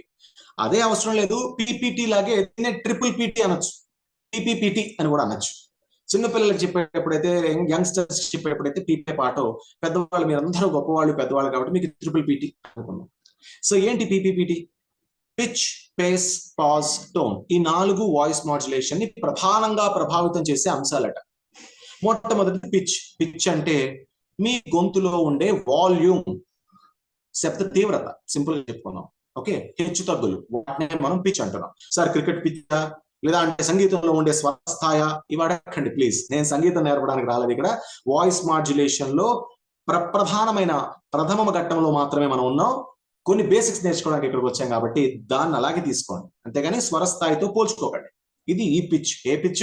గొంతు దగ్గర ఒక రెగ్యులేటర్, ఫ్యాన్ రెగ్యులేటర్ పెట్టుకొని, లేదంటే మన మొబైల్లో ఉండే సౌండ్ తగ్గించుకునేది పెంచుకునేది పెట్టుకొని దాన్ని నొక్కుతున్నాం అనుకోండి, తగ్గించడానికి నొక్కుతున్నాం అనుకోండి, అలా అలా నెమ్మదిగా నెమ్మదిగా నెమ్మదిగా నెమ్మదిగా అలా తగ్గిపోతూ తగ్గిపోతూ తగ్గిపోతూ తగ్గిపోతూ తగ్గిపోతూ 0 అయిపోతుంది. మళ్ళీ దాన్ని పెంచుతున్నాం అనుకోండి, పెంచుకుంటూ పెంచుకుంటూ పెంచుకుంటూ పెంచుకుంటూ పెంచుకుంటూ పెంచుకుంటూ పెంచుకుంటూ పెంచుకుంటూ అలా పెరిగిపోతుంది. ఈ హెచ్చు తగ్గు ఉంది చూసారా, ఈ పెంచడాలు తగ్గించడాలు, దీన్ని మనం పిచ్ అంటాం. మరి పేస్ అంటే ఏంటి? నేను ఒక స్పీడ్ లో మాట్లాడుతున్నాను, ఒక సెకండ్ కి ఇన్ని పదాలు మాట్లాడుతున్నాను, ఒక నిమిషానికి ఇన్ని పదాలు మాట్లాడుతున్నాను. పేస్ బౌలింగ్ తో మీరు కనెక్ట్ చేసుకోవచ్చు దీన్ని. ఎంత వేగంగా బాల్ ని వేస్తున్నాడో, అలాగే ఎంత వేగంగా పదాలను వేస్తున్నాడో చెప్పేదే పేస్. సో స్పీకింగ్ స్పీడ్ ని మనం పేస్ అంటున్నాం. ఇక మూడోది పాజ్. ఇప్పుడు చూడండి నేను ఏం చేశాను, ఇక మూడోది మనకు బ్రేక్ ఇచ్చి పాజ్ అని చెప్పాను. ఆ బ్రేక్ ఉంది చూసారా, ఆ బ్రేక్ నే పాజ్ అంటాం. ఏదైనా ఒక పదాన్నో ఒక విషయాన్నో బాగా ఎంఫసైజ్ చేసి గ్లోరిఫై చేసి చెప్పాలి అనుకున్నప్పుడు పాజ్ ని తీసుకుంటాం. మీరు నిజంగా తోపండి, మనం ఏం చేసాం, మీరు నిజంగా ఒత్తిపల్లికి ఒక బ్రేక్ ఇచ్చి తోపు సార్ అన్నాం. ఆ తోపు అనేది బాగా ఎంఫసైజ్ అవ్వాలి, బాగా గ్లోరిఫై అవ్వాలి అనుకున్నప్పుడు ఏం చేసాం, మీరు నిజంగా దగ్గర ఒక పాజ్ తీసుకొని దాన్ని గ్లోరిఫై చేసాం. ఆ పాజ్ ఏం చేస్తోంది, ఆ బ్రేక్ ఏం చేస్తోంది, ఆ తర్వాత వచ్చేదాన్ని పైకి లేపుతోంది. సో వాటిని మనం పాజెస్ అంటాం. అంటే ఆ బ్రేక్స్ నే మనం పాజెస్ అంటున్నాం. మరి టోన్ అంటే ఏంటి? మన గొంతులో మనం పలికించే హావభావాలు, భావోద్వేగాలనే టోన్ అంటాం. మనకి కోపం వచ్చింది, మన గొంతు మారిపోతుంది, మన టొనాలిటీ మారిపోతుంది, కరెక్ట్ గా చెప్పాలంటే మన టోన్ మారిపోతుంది. అలా మనకు ప్రేమ వచ్చినప్పుడు కూడా మారిపోతుంది. మారిపోవడాన్నే టోన్ అంటాం. అంటే ఎమోషన్ ని చెప్పేది టోన్. సో వీటిలో మనం ఏం నేర్చుకోవాలి చూడండి. ఈ నాలుగిటి గురించి మళ్ళీ ఇందాక బాడీ లాంగ్వేజ్ నేర్చుకున్నట్టు నేర్చుకోవాలనుకుంటే ఒక నెల రోజులు పడుతుంది. దీని వెనక ఉన్న సైన్స్ ఏంటి, ఇందులో ఏం చెప్తోంది, ఎలా నేర్చుకోవాలి, మనకు అంతొద్దు. మనకి ఇప్పటికి ఎంత కావాలో అంత మందం నేర్చుకుందాం. ఇప్పటికి ఏం కావాలి, ఇప్పుడు నేను దీనిలో ఏం చేశానంటే రివర్స్, మనకి చూడండి ఆంధ్రప్రదేశ్ లో ఉంటాం రివర్స్ టెండరింగ్ అని, అలా రివర్స్ టెండరింగ్ విధానాన్ని తీసుకున్నాను. ఏంటది, పిచ్ లో ఏం చేయాలన్నది పక్కన పెట్టేసి ఏం చేయకూడదని చెప్పుకుందాం. మిగతావన్నీ చేయొచ్చనే కదా అర్థం. సో ఏం చేయకూడదో మనకు తెలిసిపోతే మిగతావన్నీ చేయొచ్చు. సో ఏం చేయకూడదో తెలుసుకుందాం. సో ఫస్ట్ ఏంటి, పిచ్. ఈ పిచ్ లో మనం ఏం చేయకూడదు అంటే, పిచ్ లో ఒక 3 ప్రభావితం చేస్తాయట. ఒకటి సిచ్యువేషన్స్, 2 ఎమోషన్స్, 3 మూడు. చిన్న చిన్న ఎగ్జాంపుల్ చెప్తున్నా సరదాగా. మాకు ఇక్కడ గంగారెడ్డి గారు ఉన్నారు. గంగారెడ్డి గారు రవీంద్ర భారతిలో స్పీచ్ ఇవ్వాలని బయలుదేరారు. ఆయన ఒకరే కాదు, జగన్ ఉన్నాడు. జగన్ సార్ ఏం చేశాడు, మన త్యాగరాయ గాన సభలో స్పీచ్ ఇద్దామని బయలుదేరాడు. గంగారెడ్డి గారు కారులో వస్తున్నారు, జగన్ సార్ ఏమో బైక్ మీద వస్తున్నాడు. వీళ్ళిద్దరూ మన తెలుగు తల్లి ఫ్లైఓవర్ దగ్గర జంక్షన్ లోనే ఎదురుపడ్డారు. సిగ్నల్ పడింది, ఎవరు చూసుకోలేదు, మొత్తానికి చూసుకోలేదు, ఇద్దరికిద్దరు క్రాస్ అయ్యారు. ఇద్దరు వచ్చి ఇద్దరు గుద్దుకున్నారు. ఈ గుద్దుకోక ముందు ఫ్లాష్ బ్యాక్ లో ఏం జరుగుతుందంటే, గంగారెడ్డి గారు వాళ్ళ మొత్తం ఎంప్లాయీస్ యూనియన్ కి సంబంధించి మాట్లాడడానికి ప్రిపేర్ అవుతున్నారు. ఎలా ప్రిపేర్ అవుతున్నారు, నా సోదర సోదరీమణులైన నా తోటి సహోద్యోగులందరికీ కూడా కార్మిక దినోత్సవ శుభాకాంక్షలు, ఇవాళ మనం ఒక అద్భుతమైన సందర్భంలో కలుసుకుంటున్నాం అని ఇలా మాట్లాడదాం అనుకుంటున్నారు. మా జగన్ ఏంటి, జగన్ సారు ఆయన ఏం చేయబోతున్నాడు, కొంతమంది విద్యార్థుల్ని కలవడానికి పోతున్నాడు అనమాట జగన్ సార్. సో ఆయన అక్కడ విద్యార్థులు ఎలా చెప్పాలనుకున్నాడు, విద్యార్థులారా, నా మిత్రులారా, మీ అందరికీ నా ఏదో సంథింగ్ శుభాకాంక్షలు, అభినందనలు, ఏదో ఇట్లా మంచి ఉత్సాహంగా చెప్దాం అనుకుంటున్నాడు. వీళ్ళిద్దరు టోన్స్ ఇలా ఉన్నాయి. కానీ ఇక్కడ ఒకటి జరిగింది. ఏం జరిగింది, ఒక యాక్సిడెంట్ జరిగింది. జరగగానే మా గంగారెడ్డి గారికి కోపం వచ్చింది. ఎందుకు, ఇది స్కోడా కారు ముందున్న బంపర్ ఇరిగింది, కోపం వచ్చింది. వెంటనే బయటికి దిగి, ఏమరా బాయ్ కళ్ళు కనిపిస్తలేవా, ఇంట్లో చెప్పే వచ్చినావా, ఇంకో కారే దొరకలేదా నీకు, నా కారు కింద పడి నీకు వచ్చినావు, ఏం చేద్దామని అనుకుంటావు అని గట్టిగా అరుస్తూనే ఉన్నాడు. ఇంకా మొత్తం సెక్రటేరియట్ లో వినిపిస్తుంది అది. ఈలోగా మా జగన్ తక్కువ కింద పడ్డాడు కదా, పడి లేచిన వెంటనే కుర్రాడు కదా, మంచి ఫైర్ మీద ఉన్నాడు, సప్ప లేచి, ఏం అంకుల్, ఏం సంగత్. మనకు అంకుల్ అనగానే మండుతుంది, మిడిల్ ఏజ్ ఎవరికైనా సరే. మన మండాలనే ఆయన అంకుల్ అంటున్నాడు కావాలని. ఏం అంకుల్, ఏం సంగత్, నువ్వు రాంగ్ రూట్ లో సిగ్నల్ పడినాక వచ్చి నన్ను గుద్దేసి నా మీద అరుస్తావు, ఉరుతున్నావు నువ్వు అని చెప్పి జగన్ సార్ అరుస్తున్నాడు. కథం, ఇద్దరు అరుచుకున్నారు. ఇంకొక 5 నిమిషాల్లో స్పీచ్ స్టార్ట్ పరిగెట్టాలని చెప్పి సర్దుకున్నారు. నీ మీద కేసు పెడతా, నా సంగతి తెలియదు, నేను ఎవరు, నా పేరు గంగారెడ్డి, మా సెంటర్ లో వచ్చాడు, ఎవరో చెప్తారంటే చూసాంలే, మస్తు చూసినా ఓయూలో వచ్చాడు, జగన్ అంటే ఏదో చెప్తారని మనోడు అంటారు. ఇద్దరు మంచిగా అరుచుకున్నారు, వార్నింగ్ ఇచ్చుకున్నారు, ఒకరికొకరు ఫోటోలు తీసుకున్నారు, కార్ ఎక్కింది, బైక్ ఎక్కింది. ఇద్దరు నీ సంగతి తర్వాత చెప్తాను బయలుదేరి వెళ్ళిపోయాక స్టేజ్ ఎక్కారు గంగారెడ్డి గారు. అప్పటికే లేట్ అయిపోయింది, ఉరుకులు పరుకుల మీద చెమటాలు పడుతూ స్టేజ్ ఎక్కి, ప్రియమైన మిత్రులారా అని చెప్పి ఇందాక ప్రేమగా అందాం అనుకున్నాడు కదా, పైకి ఎక్కగానే, ఉద్యోగ మిత్రులందరికీ నమస్కారాలు. మీరందరూ మొట్టమొదటిగా చేయాల్సిన పని ఏంటంటే, రోడ్డు మీద ప్రయాణం చేసేటప్పుడు జీవిత బీమా లేదా అంటే టర్మ్ పాలసీ తీసుకొని ప్రయాణించండి. రోడ్డు మీద వెధవలకి కొదవలేదు, వీళ్ళు వచ్చి మన గుద్ది ఎప్పుడు పడితే ఏం చేస్తారో మనకే తెలియదు. కాబట్టి ఇలాంటి సందర్భాల్లో ఉద్యోగులందరికీ ప్రమాద బీమా ఖచ్చితంగా అవసరం అని నేను భావిస్తున్నానని చెప్పి గంగారెడ్డి గారు ఏదో మాట్లాడతారు. మా జగన్ కూడా పోయి, యూత్ అంతా కూడా, మీరు ఈ డ్రైవింగ్ రాని అంకుళ్ళు చాలా మంది రోడ్డు మీద తిరుగుతున్నారు, వాళ్ళందరితో యూత్ జాగ్రత్తగా ఉండాలని చెప్పి స్పీచ్ లో చెప్తున్నాడు. వీళ్ళు చెప్పాలనుకుంది ఏంటి, చెప్తుంది ఏంటి, ఎందుకు వచ్చింది ఇదంతా, బ్రెయిన్ చేస్తున్న మ్యాజిక్ అండి ఇదంతా. ఒక సిచ్యువేషన్ వచ్చింది, ఏంటది, గంగారెడ్డి గారు జగన్ గారు గుద్దుకోవడం అనేది ఒక సిచ్యువేషన్. ఈ సిచ్యువేషన్ లో 2 ఎమోషన్స్ వచ్చాయి. ఇద్దరికి కోపం అనే ఎమోషన్ చప్పని పైకి లేచింది. ఆ కోపం ఏం చేసింది, ప్రశాంతంగా ఉన్న మూడుని కాస్త చెడగొట్టేసి పరమ భీకరమైన మూడ్ని క్రియేట్ చేసింది. వీళ్ళిద్దరు ఏ మూడ్ లో ఉన్నారు, ఆ మూడ్ లో క్యారీ అయిపోయారు. అదే మూడ్ లో స్టేజ్ మీదకి వెళ్ళారు. వెళ్ళింది కాస్త గంగారెడ్డి గారు జగన్ కి చెప్పాలనుకున్నదంతా మొత్తం శ్రోతలకు చెప్తున్నారు, జగన్ గంగారెడ్డి గారికి చెప్పాలనుకున్నదంతా మొత్తం శ్రోతలకి తమ స్పీచ్ లో చొప్పించి చెప్తున్నారు, ఆ మూడ్తో సహా. చూసారా, ఆ మూడ్ లో ఆ పిచ్ కాస్త జై హింద్ అయిపోయింది. మంచి చక్కటి హృదయంగా ఉండాల్సిన ఆ పిచ్ పైకి తెచ్చిపోయింది. ఈ సోదంతా ఎందుకు చెప్పానంటే, మీరు స్పీచ్ ఇచ్చే ముందు సిచ్యువేషన్స్, ఎమోషన్స్, మూడ్ ని కంట్రోల్లో ఉంచుకోండి. ఇంట్లో మా ఆవిడ కాఫీ పెట్టలేదు, ఉదయం లేచి ఇన్నిసార్లు అడిగి ఇప్పుడు కాఫీ ఇవ్వదు, అసలు నేను స్పీచ్కి వెళ్తున్నా అని చెప్పినా కాఫీ పెట్టలేదు, లేదంటే మా ఆయన నన్ను డ్రాప్ చేయమన్నా నేను స్పీచ్కి వెళ్తున్నా అని చెప్తే మనం డ్రాప్ చేయలేదు, లేదంటే 7:30కి 8 గంటలకు నాకు ఇక్కడ ఆన్లైన్ లో సెషన్ ఉందంటే 7:45కి మా ఆయన పిలిచి నన్ను కాఫీ పెట్టమంటున్నాడు, కాఫీ ఇవ్వమంటున్నాడు. ఎలా నేను 10 నిమిషాల్లో కాఫీ పెట్టి మళ్ళీ సెషన్కి ఎలా రావాలి? ఇలాంటివన్నీ తీసేయండి, అడిగితే ఇచ్చేసి వచ్చేయండి ప్రశాంతంగా. అంతేగాని ఇంకా బుద్ధి లేదు వీడికి, అసలు అర్థం చేసుకోడు, నా స్కిల్ ఏంటో అర్థం కావట్లేదు ఆయన తిట్టుకోకండి. అది క్యారీ చేస్తున్నారు అనుకోండి, మీ పిచ్చి పాడైపోతుంది. సో ఈ సిచ్యువేషన్స్ ని, ఎమోషన్స్ ని, మూడ్స్ ని కంట్రోల్లో పెట్టుకుని స్టేజ్ ఎక్కండి, మీ పిచ్ కరెక్ట్ గా ఉంటుంది. పిచ్ ఎప్పుడు కూడా హైలోనూ ఉండకూడదు, లోలోనే ఉండకూడదు, బ్యాలెన్స్డ్ గా ఉండాలి. బ్యాలెన్స్డ్ గా ఉండడం అంటే సందర్భోచితంగా ఉండడం అని అర్థం. ఆ సందర్భం ఏమి డిమాండ్ చేస్తుందో దానికి తగ్గట్టు మీ పిచ్ని మీరు ఇవ్వాలి, ఇది గుర్తుపెట్టుకోండి. ఇక తర్వాత పేస్ అంటే పదాల వేగం. మనకి రకరకాల భాషలు ఉన్నాయి, వాటిని మదర్ టంగ్స్ అంటాం. సో మదర్ టంగ్ ఇన్ఫ్లుయెన్స్ అనేది మన పదాల వేగాన్ని మార్చేస్తుంది. ఫర్ ఎగ్జాంపుల్, మనం ఇంగ్లీష్ వాళ్ళం అనుకుందాం, మనం తెలుగు మాట్లాడాలనుకోండి, ఎలా మాట్లాడతాం? మనకు చాలా మంది చేస్తుంటారు కదా సినిమాల్లో, ఈవెన్ ఆర్ఆర్ఆర్ సినిమాల్లో కూడా తెలుగు మాట్లాడుతుంటాడు. ఎట్లా మాట్లాడతాడు? మీ అందరిని ఒకేసారి నేను కాల్చి పడేస్తా అంటాడు. మనమైతే ఎలా చెప్తాం? మీ అందరినీ ఒకేసారి కాల్చి పడేస్తా అని చెప్తాం. వాడు మీ అందరిని ఒకేసారి కాల్చి పడేస్తా అంటాడు ఇంగ్లీష్ వాడైతే. బికాస్ ఆ ఇంగ్లీష్ ఇన్ఫ్లుయెన్స్ తెలుగు మీద పడుతుంది, ఆ ఇంగ్లీష్ స్పీడ్ తీసుకొచ్చి తెలుగు మీద రుద్దుతున్నాడు. సో అలా రుద్దకూడదు. మీ మాతృభాష తెలుగు, మీరు మాట్లాడే భాష తెలుగు, మీరు స్పీచ్ ఇచ్చే భాష తెలుగు అనుకోండి, ఈ సమస్య రాదు. మీరు తెలుగు వాళ్ళ ఉండి హిందీలోనూ ఇంగ్లీష్లోనూ స్పీచ్ ఇస్తున్నారనుకోండి, అప్పుడు వస్తుంది సమస్య. సో మీ మదర్ టంగ్ని పక్కన పెట్టేసి ఏ భాషకు ఉండే వేగాన్ని మనం ఆ భాషకి ఇచ్చేసి దాన్ని గౌరవించాలి. మన భాష వేగాన్ని దాని మీద రుద్దకూడదు. ఇక రెండోది డైలెక్ట్ అంటే మాండలికం. మనందరికీ తెలుసు మాండలికం. మన 2 స్టేట్లలోనే బొచ్చడు మాండలికాలు ఉన్నాయి.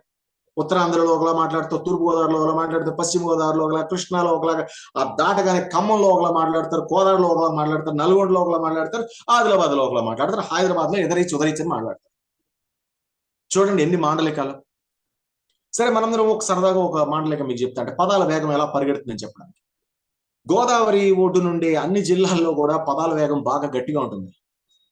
కరీంనగర్ లో స్పీడ్ గానే మాట్లాడతారు, ఆదిలాబాద్ లో స్పీడ్ గా మాట్లాడతారు, ఆ తూర్పు గోదావరి, వెస్ట్ గోదావరిలో కూడా స్పీడ్ గానే మాట్లాడతారు. సరదాగా తూర్పు గోదావరికి వెళ్దాం, నాకు బాగా ఇష్టం అనమాట భాష.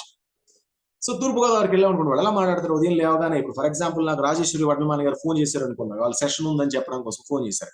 నేను ఆవిడతో మాట్లాడాలి. గుడ్ మార్నింగ్ రాజేశ్వరి గారు, బాగున్నారా, ఏం సంగతి, సెషన్ కోసం ఫోన్ చేశారు, చెప్పేద్దామండి దానికి రాత్రి 8 గంటలకి వచ్చేస్తానండి బాబు, టైంకి వచ్చేసాను. మీరు అసలు కంగారు పడకండి రాజేశ్వరి గారు, ఎందుకు వచ్చేస్తాను, మీకు ఎందుకు కంగారు పడకండి, అసలు గ్యాప్ ఇవ్వను నేను, నా తొందర నాదే, చెప్తానే ఉంటా. నేను ఈ పదాలన్నిటినీ సాధారణ భాషలో చెప్పాలనుకుంటే, ఒకవేళ న్యూట్రల్ గా చెప్పాలనుకుంటే, గుడ్ మార్నింగ్ రాజేశ్వరి గారు, అలాగేనండి సెషనే కదా, చేద్దాం, సాయంత్రం 8 o'clock వచ్చేస్తానండి నేను. శ్రీధర్ గారు ఫోన్ చేశారు, చేశారు. ఇంత చక్కగా మాట్లాడతాను నెమ్మదిగా, కానీ వాళ్ళు అలా మాట్లాడరు. అంటే వాళ్ళు తప్పని నేను అనట్లే, అదే మాండలిక స్వభావం అది. ఇక్కడ నేను చెప్పొచ్చేది ఏంటంటే, దాన్ని అవమానించే ఉద్దేశం కాదు అక్కడ. ఆ ప్రభావం స్పీచ్ మీద ఉండకూడదు. ఎందుకో తెలుసా?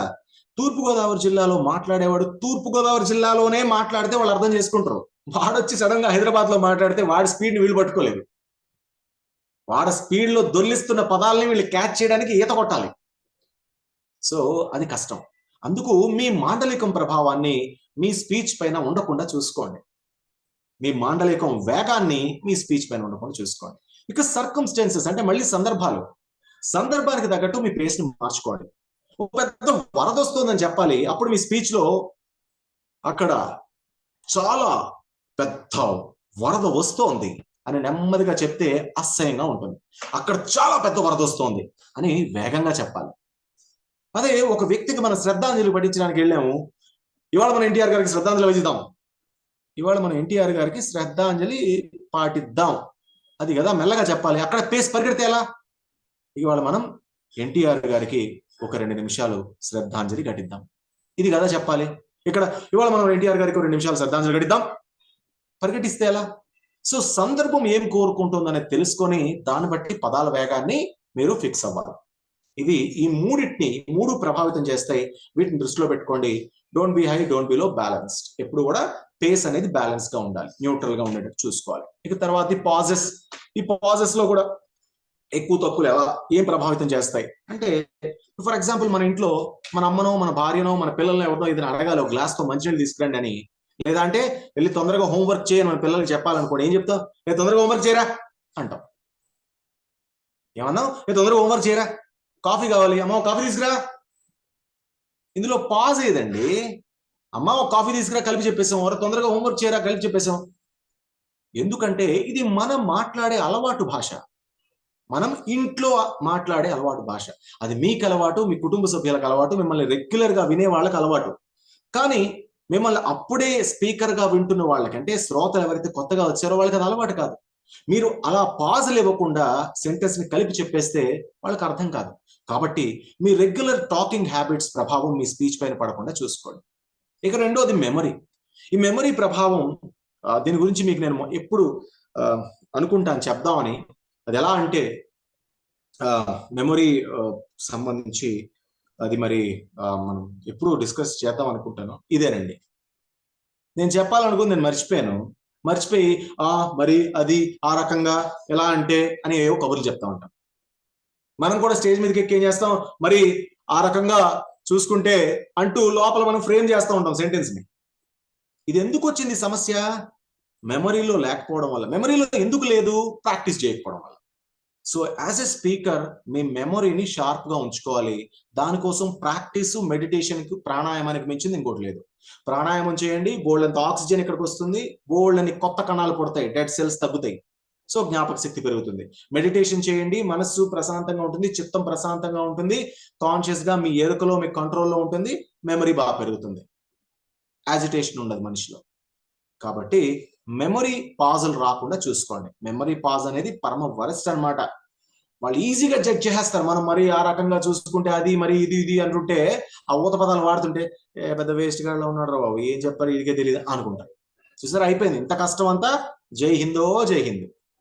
కాబట్టి మెమరీ పాజెస్ తో జాగ్రత్త. ఇక సినారియో. ఇప్పుడు ఇదే సినారియో మళ్ళీ ఒక సందర్భాన్ని తీసుకుందాం. ఒక పెద్ద పులి వచ్చింది మన దగ్గరికి. ఆ పెద్ద పులి వస్తుందని చెప్పాలి మనం.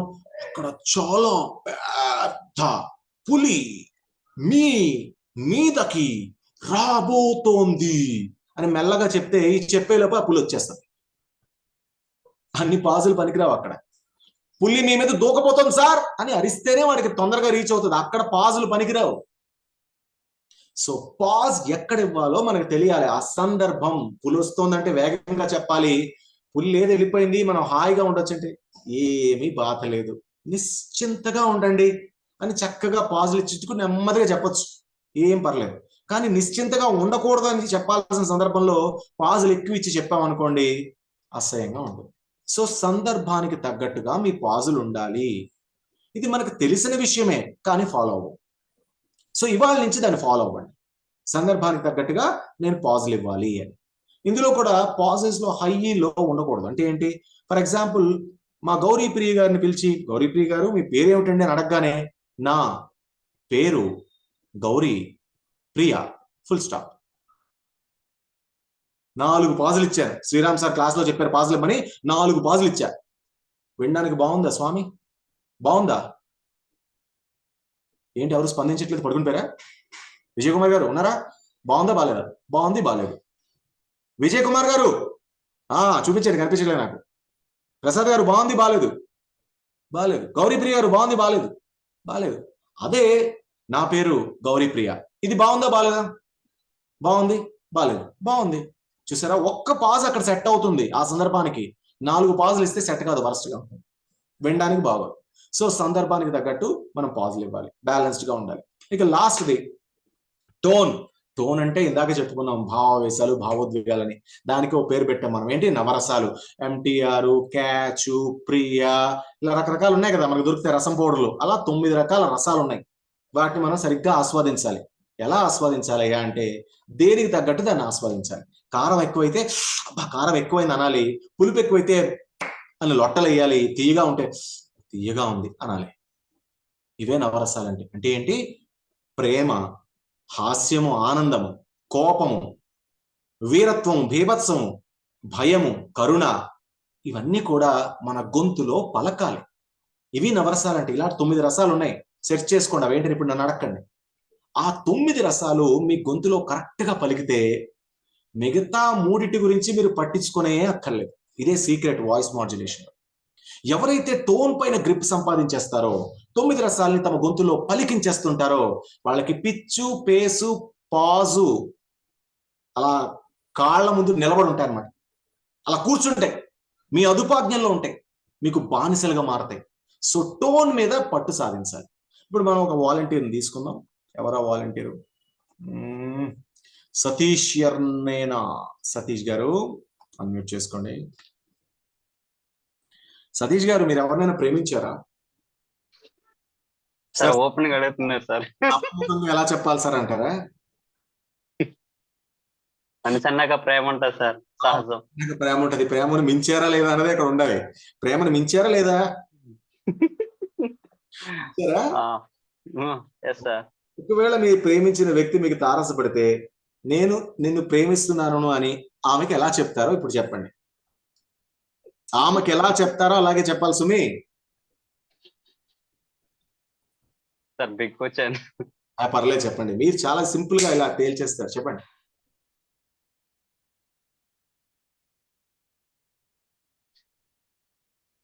ఇంగ్లీష్ లో చెప్పండి పోనీ, ఐ లవ్ యూ అని. స్పీకర్ సార్, వేదిక మీద భయపడితే ఎలా చెప్పాలి? I love you. ఇప్పుడు ఈ ఐ లవ్ యూ నిజంగా ఐ లవ్ యూలా ఉందా లేదా అని నారీమణులను అడుగుదాం. స్వాతి గారు, అది ఐ లవ్ యూలా ఉందా? లేదు. సంగీత గారు, అందులో ఏమైనా ఐ లవ్ యూ అనే ప్రేమ ఏమైనా కనిపించిందా మీకు? సంగీత గారు ఆవిడ స్ట్రక్ అయిపోయారు అక్క దెబ్బకి. రజియా బేగం గారు, మీకు ఏమైనా కనిపించిందా అందులో లవ్? లేదు. G5 ఏదో తెలుగులో పేరు పెట్టుకున్నారు ఒక లైడీ మేడం. మేడం మీకు ఏమైనా కనిపించిందా లవ్? ఉందా లేదా? ఉందా లేదా? ఉంది లేదు ఏదో చెప్పండి నాకు, వేలుతో చూపించండి. లేదా? లేదట ఆవిడ చెప్తున్నారు. చూసారా మాస్టర్, అందులో ప్రేమ లేదట. సరే, ఇంకొకరికి ఎవరికైనా అవకాశం ఇద్దాం. రోహిత్ పల్లె గారు అన్మ్యూట్ చేసుకోండి. Mentor sir. మీరు మెంటరా? పర్లేదు, పార్టిసిపేట్ చేయడానికి తప్పేం లేదు. చేయరా మీరు? మెంటర్ కాబట్టి నేను చెప్పను సార్ అంటారా? జనరల్ వర్డ్ లా ఉంది సార్, దానిలో ఎమోషన్ కనపడలేదు. రైట్. రోహిత్ పల్లె గారు, నాకు మీరు ఇప్పుడు జడ్జిమెంట్ ఇవ్వద్దు. నాకు కావాల్సింది మీ దగ్గర నుంచి ఒక ఎక్స్ప్రెషన్, సరేనా? ఈసారి మీరు ప్రేమ చెప్పొద్దు. మీరు మెంటర్ అని తెలిసి కూడా మిమ్మల్ని నేను ప్రశ్న అడిగానని మీకు కోపం వచ్చింది. ఇప్పుడు నా మీద మీరు కోపం చూపించాలి. నువ్వంటే నాకు పిచ్చ కోపం అని నాకు చెప్పండి. ఎలా చెప్తారు? అరే ఏంది బాబు, ఊకే నన్ను తంగు చేస్తున్నావు. నవ్వుతారేంటి సార్? నవ్వుతారేంటి మీరు? కంప్లీట్ అయిందండి. కంప్లీట్ అయిపోయిందా? కోపం నువ్వంటే నాకు కోపం అని చెప్పండి. మీరంటే నాకు చాలా కోపం సార్. ఎక్సలెంట్ రోహిత్ గారు, మీరు ఎక్సలెంట్. అసలు మీరు మెంటరే, ఒప్పుకున్నాను. Thank you. ఇందులో కోపం ఎంతమందికి కనిపించింది? నాకు కనిపించింది కోపం. ఎవరికైనా కనిపించలేదా? అందరికి కనిపించింది కదా. సో ఇదే టోన్ అంటే.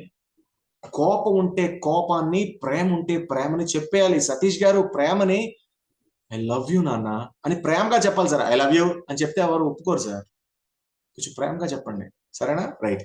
సో వాయిస్ మాడ్యులేషన్ లో టోన్ కొన్ని ఇంపార్టెన్స్ ఇదే. నవ్వుని నవ్వొచ్చేలాగే చెప్పాలి, అవతల వాళ్ళు నవ్వగలగాలి. బాధని బాధలాగే చెప్పాలి, అవతల వాళ్ళకి దయ కలగాలంటే దయ కలిగేలాగే చెప్పాలి.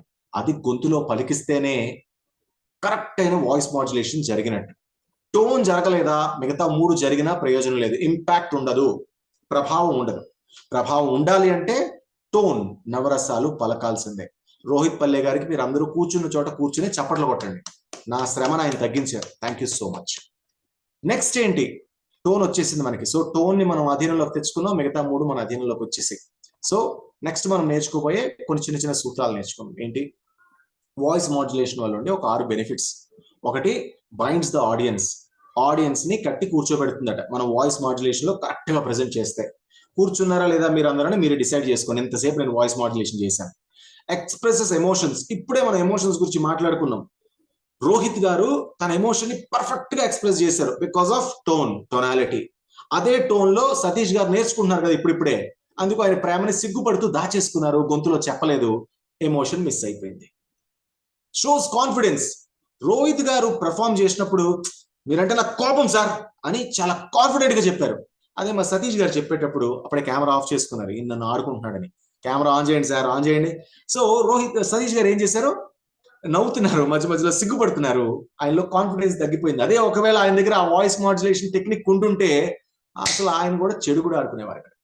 And speech becomes interesting. ఎప్పుడైతే వాయిస్ మాడ్యులేషన్ ఉందో మీ స్పీచ్ అద్భుతంగా మారుతుంది. allows speaker to stress or draw the attention of a listener. For example ఇక్కడ ఇంతమంది ఉన్నారు, ఎవరో ఒకరిద్దరు ఫోన్ చూసుకుంటున్నారు లేదా అంటే ఇంకేదో చేసుకున్నారు, పక్క తిరిగి మాట్లాడుకున్నారు, వాళ్ళ అటెన్షన్ నేను తీసుకోవాలనుకున్నప్పుడు ఇలా నా వాయిస్ ని కొంచెం చిన్నగా చేసేసుకొని సడన్ గా షడ్జామర్జకరాజ్యవీర్జవసలాజలజ్జాకరేనో పద్యం అందుకుంటాను. ఏంటి నడుస్తున్నాడు పిచ్చోళ్ళగా అందరూ తిరిగి చూస్తారు. ఇది దేని వల్ల సాధ్యమైంది? నా పిచ్ ని పేస్ ని ఒక్కసారి వాయిస్ మాడ్యులేషన్ లో మార్చేసి పెంచగానే అక్కడున్న లిజనర్స్ ని నా వైపు నేను తిప్పుకోగలిగాను, లాక్కోగలిగాను. ఇది వాయిస్ మాడ్యులేషన్ నాకు కల్పిస్తున్న ఒక చక్కటి బూన్, వరం. And brings clarity in communication. ఏదైతే ఒక ఇద్దరు వ్యక్తుల మధ్య లేదా ఒక నలుగురు వ్యక్తులకి ఈయన స్పీచ్ ఇస్తున్నప్పుడు దానిలో ఒక క్లారిటీ వాయిస్ మాడ్యులేషన్ వల్లే సాధ్యం. నేను ప్రేమిస్తున్నాను అని వాయిస్ మాడ్యులేషన్ లో చెప్తేనే కరెక్ట్ గా క్లారిటీగా అవతల వాళ్ళకి వెళ్తోంది. అదే ఇలా కూర్చొని నేను ప్రేమిస్తున్నాను అంటే జోక్ వేసినట్టుంది.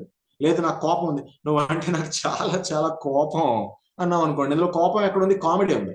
మరి నేను చెప్పాలంది కోపం కదా, క్లారిటీ ఏది? సో కమ్యూనికేషన్ లో క్లారిటీ మిస్ అయిపోతుంది. సో ఎప్పుడైతే మనం వాయిస్ మాడ్యులేషన్ దానిలో కరెక్ట్ గా కూర్చోబెడతామో కమ్యూనికేషన్ లో క్లారిటీ వస్తుంది. ఈ 6 బెనిఫిట్స్ ఉన్నాయి. సో మనం చేయాల్సిన చిన్న చిన్న టిప్స్ తో ఇప్పటికే మనం నాకు తెలిసి కరెక్ట్ గా గంట. Very good. సో టిప్స్ ఏంటి అంటే, ఫస్ట్ ఆఫ్ ఆల్ మీరు స్పీచ్ ఇచ్చే ముందు మీ వార్మప్ చేసుకోవాలి. మనం జిమ్ చేసే ముందు ఎలా అయితే వార్మప్ చేస్తామో గొంతును కూడా అలాగే వార్మప్ చేయాలి.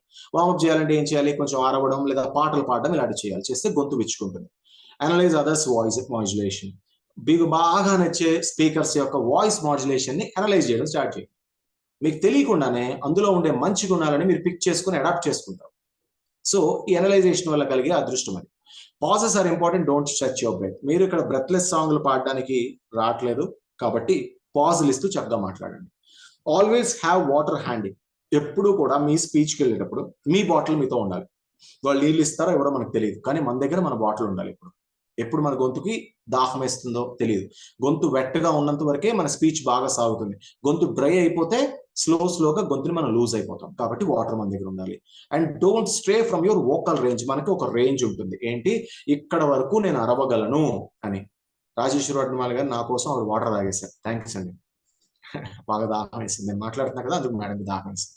సో సరదా కంటే. So don't stray from your vocal range. మీకు ఒక వోకల్ రేంజ్ ఉంటుంది. అంటే ఏంటి, నేను ఇక్కడ వరకు అరవగలను, అంతకు మించి అరిచానంటే నా గొంతు పోతుంది. సో ఆ వోకల్ రేంజ్ కంటే కిందే ఉండాలి మనం. ఆ దాటి చేయకూడదు. ఆ దాటేమా గొంతు పోతుంది. సో ఆ కింద ఉండడానికి ప్రయత్నించండి. Stress important words. ఇప్పుడు నేను ఇంపార్టెంట్ ఎలా ఒత్తి పలికానో అలా మీరు కూడా ఇంపార్టెంట్ పదాలని ఒత్తి పలకండి. అది ఇంపార్టెంట్ అని అవతల వాళ్ళకి అర్థం అవుతుంది. Speak clearly and slowly. Sir స్లోగా చెప్పమంటారు ఏంటి సార్ అంటే, క్లియర్ గా ఉండేంత స్లోగా, పరిగెట్టొద్దని అర్థం. క్లియర్ గా ఉండేంత స్లోగా మాట్లాడండి. Do practice with recorder. మన అందరి దగ్గర సెల్ ఫోన్లు ఉన్నాయి, సెల్ ఫోన్ లో రికార్డర్లు ఉన్నాయి. హ్యాపీగా రికార్డర్లో ఆన్ చేసుకోండి. చక్కగా మీ భాషను అంతా కూడా అందులో రికార్డ్ చేయండి. రికార్డ్ చేసిన వెంటనే వినేయండి, అబ్బా సూపర్ ఉందని భుజాలు అనుకోండి, అంతేనా? కాదు. రికార్డ్ చేసిన వెంటనే విన్నారనుకోండి, అబ్బా అద్భుతం అనుకుంటారు. ఓ పావు గంట అరగంట వదిలేసి తర్వాత వచ్చి వినండి, అందులో ఎన్ని బూతులు మాట్లాడారో వినబడతాయి మీకు. సో ఎప్పుడు కూడా రికార్డర్తో ప్రాక్టీస్ చేసినప్పుడు ఈ సూత్రం గుర్తుపెట్టుకోండి. ఎప్పుడు వెంటనే వినకూడదు. రికార్డ్ చేసి పక్కన పడేయాలి, వెళ్ళిపోవాలి, 10 నిమిషాలు వేరే పనులు చేసుకోవాలి, వచ్చి అప్పుడు వినాలి. వింటే ఓ ఇక్కడ కా బదులు కా అన్న, కా బదులు మా అన్న అని ఇవన్నీ అక్కడ బయటపడతాయి. And no cold items. మనకి సర్వసాధారణంగా బుధవారం ఏ దేవుడితో సంబంధం లేదు కాబట్టి బుధవారం నాడు చక్కగా బీరకాయలు పుచ్చుకుందాం అని చాలా మంది మా బ్రదర్స్ బయలుదేరతారు. మీకు స్పీచ్లు గీచ్లు ట్రైనింగ్లు గట్టా ఉంటే మాత్రం ప్లీజ్ ఆ బీరకాయల్ని వంకాయల్ని వదిలేయండి. చల్లటి ఐటమ్స్ మీరు తాగితే గొంతు కుచించుకుపోతుంది. మనకి చిన్నప్పుడు చెప్తారు సంకోచ వ్యాకోచాల గురించి, ఎలాస్టిసిటీ వాటి గురించి చెప్తారు కదా. వేడిది పోస్తే ఏదైనా వ్యాకోచిస్తుంది, చల్లదాన్ని పోస్తే బాగా సంకోచిస్తుంది. చల్లడి తాగడం వల్ల పంచధాతువులతో తయారైన ఈ గొంతు కూడా సంకోచించేస్తుంది, అంటే దగ్గరగా అయిపోతుంది, అప్పుడు గొంతు విచ్చుకోదు. కాబట్టి వామ్ వాటర్ తాగాలి, వాము నీళ్లు కాదు, వామ్ వాటర్ అంటే గోరువెచ్చటి నీళ్లు, వేడి నీళ్లు తాగాలి. తాగుతుంటే గొంతు విచ్చుకొని చక్కగా మీరు స్పీచ్ ఇవ్వడానికి లేదంటే ట్రైనింగ్ ఇవ్వడానికి మీకు సహకరిస్తుంది. సో ఈ టిప్స్ తో మనం మన వాయిస్ మాడ్యులేషన్, బాడీ లాంగ్వేజ్ రెండు నేర్చేసుకున్నాం. ఏవైనా మీకు అనుమానాలు ఉంటే వాటిని హ్యాండ్ రైజ్ చేస్తే చకచక ప్రశ్న మాత్రమే. మీ అందరికీ నా విన్నపం ఏంటంటే ఫీడ్బ్యాక్ లేదా మీకు కలిగిన అనుభవం, మీకు చెప్పాలనుకున్నది ఇంకేదో చెప్పేకండి, ప్రశ్న మాత్రమే అడగండి. చకచక ప్రశ్నని ఆన్సర్ చెప్పేసుకొని వెళ్ళిపోదాం. అండ్ ఈ అవకాశం నాకు ఇచ్చిన శ్రీధర్ గారికి, మన రాజేశ్వరి గారికి, శ్రీనివాస్ గారికి, నాకు సహకరించిన రోహిత్ గారికి, వీళ్ళందరికీ కూడా ధన్యవాదాలు. అండ్ అంటే ఈ వేదిక మీదకి రావడానికి కారణమైన మా గురువు గారు గంప నాగేశ్వరరావు గారికి కూడా ధన్యవాదాలు తెలియజేసుకుంటూ సెషన్ ఇక్కడతో శుభం భూయాత్ అయిపోయింది. మనం ఇప్పుడు క్వశ్చన్స్ తీసుకుందాం. మేడం, నేను డైరెక్ట్ గా క్వశ్చన్స్కి వెళ్ళిపోతున్నాను. గంగారెడ్డి గారు మాట్లాడండి ధైర్యంగా. సార్ హ్యాపీ ఈవినింగ్ సార్, చాలా చక్కగా చెప్పారు sir, very thanks. Thank you. అయితే మాకు ఈ మెమరీ లాస్ అవుతుంది సార్, దాని గురించి మీకు టిప్స్ ఏమన్నా ఉన్నాయా? ఇందాక చెప్పి ఎంత గుర్తు పెట్టుకోవాలనుకున్నా అప్పుడప్పుడు స్టేజ్ ఎక్కగానే మా లాస్ అవుతున్నాం, అదొక ప్రాబ్లం ఉంది సార్. దానికి ఎట్లా ఓవర్కమ్ చేయాలి? ఒకటి, ఫస్ట్ ఆఫ్ ఆల్ వయసు పెరుగుతున్న కొద్దీ చేయాల్సింది వ్యాయామం. యంగ్ ఏజ్ లో అన్ని గుర్తుంటాయి మనకి, వయసు పెరుగుతున్న కొద్దీ చేయాల్సింది వ్యాయామం. వ్యాయామం మన మెదడుకి ఎలా చేస్తాం? మెదడుతో ఏమైనా బరువులు ఎత్తగలమా? ఎత్తలేము. మెదడుకి ఎలా చేయాలంటే ప్రాణాయామం, మెడిటేషన్ ద్వారా చేసుకోవాలి. అండ్ అనవసరమైన ఆలోచనలు తగ్గించేసి పనికొచ్చే విషయాల మీద ఫోకస్ చేస్తుంటే మెదడుకి ఎక్సర్సైజ్ జరుగుతుంది. ఇంకా ప్రధానమైన సపోర్టింగ్ అంశం ఏంటంటే సెల్ ఫోన్ లో ఒక నోట్ పెట్టుకోవడం. ఒక నోట్ ఓపెన్ చేసుకొని ఏ పాయింట్ తర్వాత ఏ పాయింట్, ఏ పాయింట్ తర్వాత ఏ పాయింట్, ఏ పాయింట్ తర్వాత ఏ పాయింట్ చెప్పాలనుకుంటున్నామో అందులో పెట్టుకోవాలి. సార్ సెల్ ఫోన్ చూస్తూ మాట్లాడుతున్నారేమో అనుకుంటారు, మళ్ళీ నన్ను కామెంట్ చేస్తారని అనుమానం ఉంటే ఓ చిన్న స్లిప్ అరిచేతిలో పట్టేలా రాసి పెట్టుకోండి. దాన్ని క్యూ కార్డ్ అంటాం. ఆయన మీద ఫస్ట్ నేను పేజ్ గురించి చెప్తా, పిచ్ గురించి చెప్తా, తర్వాత వాయిస్ దాని గురించి చెప్తా, దీని గురించి చెప్తా రాసుకోండి. ఇది ఉంది కదా అని మీ బ్రెయిన్ చాలా రిలాక్స్డ్ గా ఉండి టెన్షన్ పడకుండా మర్చిపోదు తెలుసా. మనం ఎప్పుడంటే మర్చిపోతామనే భయంతోనే సగం మర్చిపోతాం. సో ఎప్పుడైతే ఇక్కడ చీటీ ఉందో, ఈ చీటీ ఉంది కదా మనం మర్చిపోం, ఇది చూసుకొని చెప్పేయచ్చు అనే ధైర్యంతో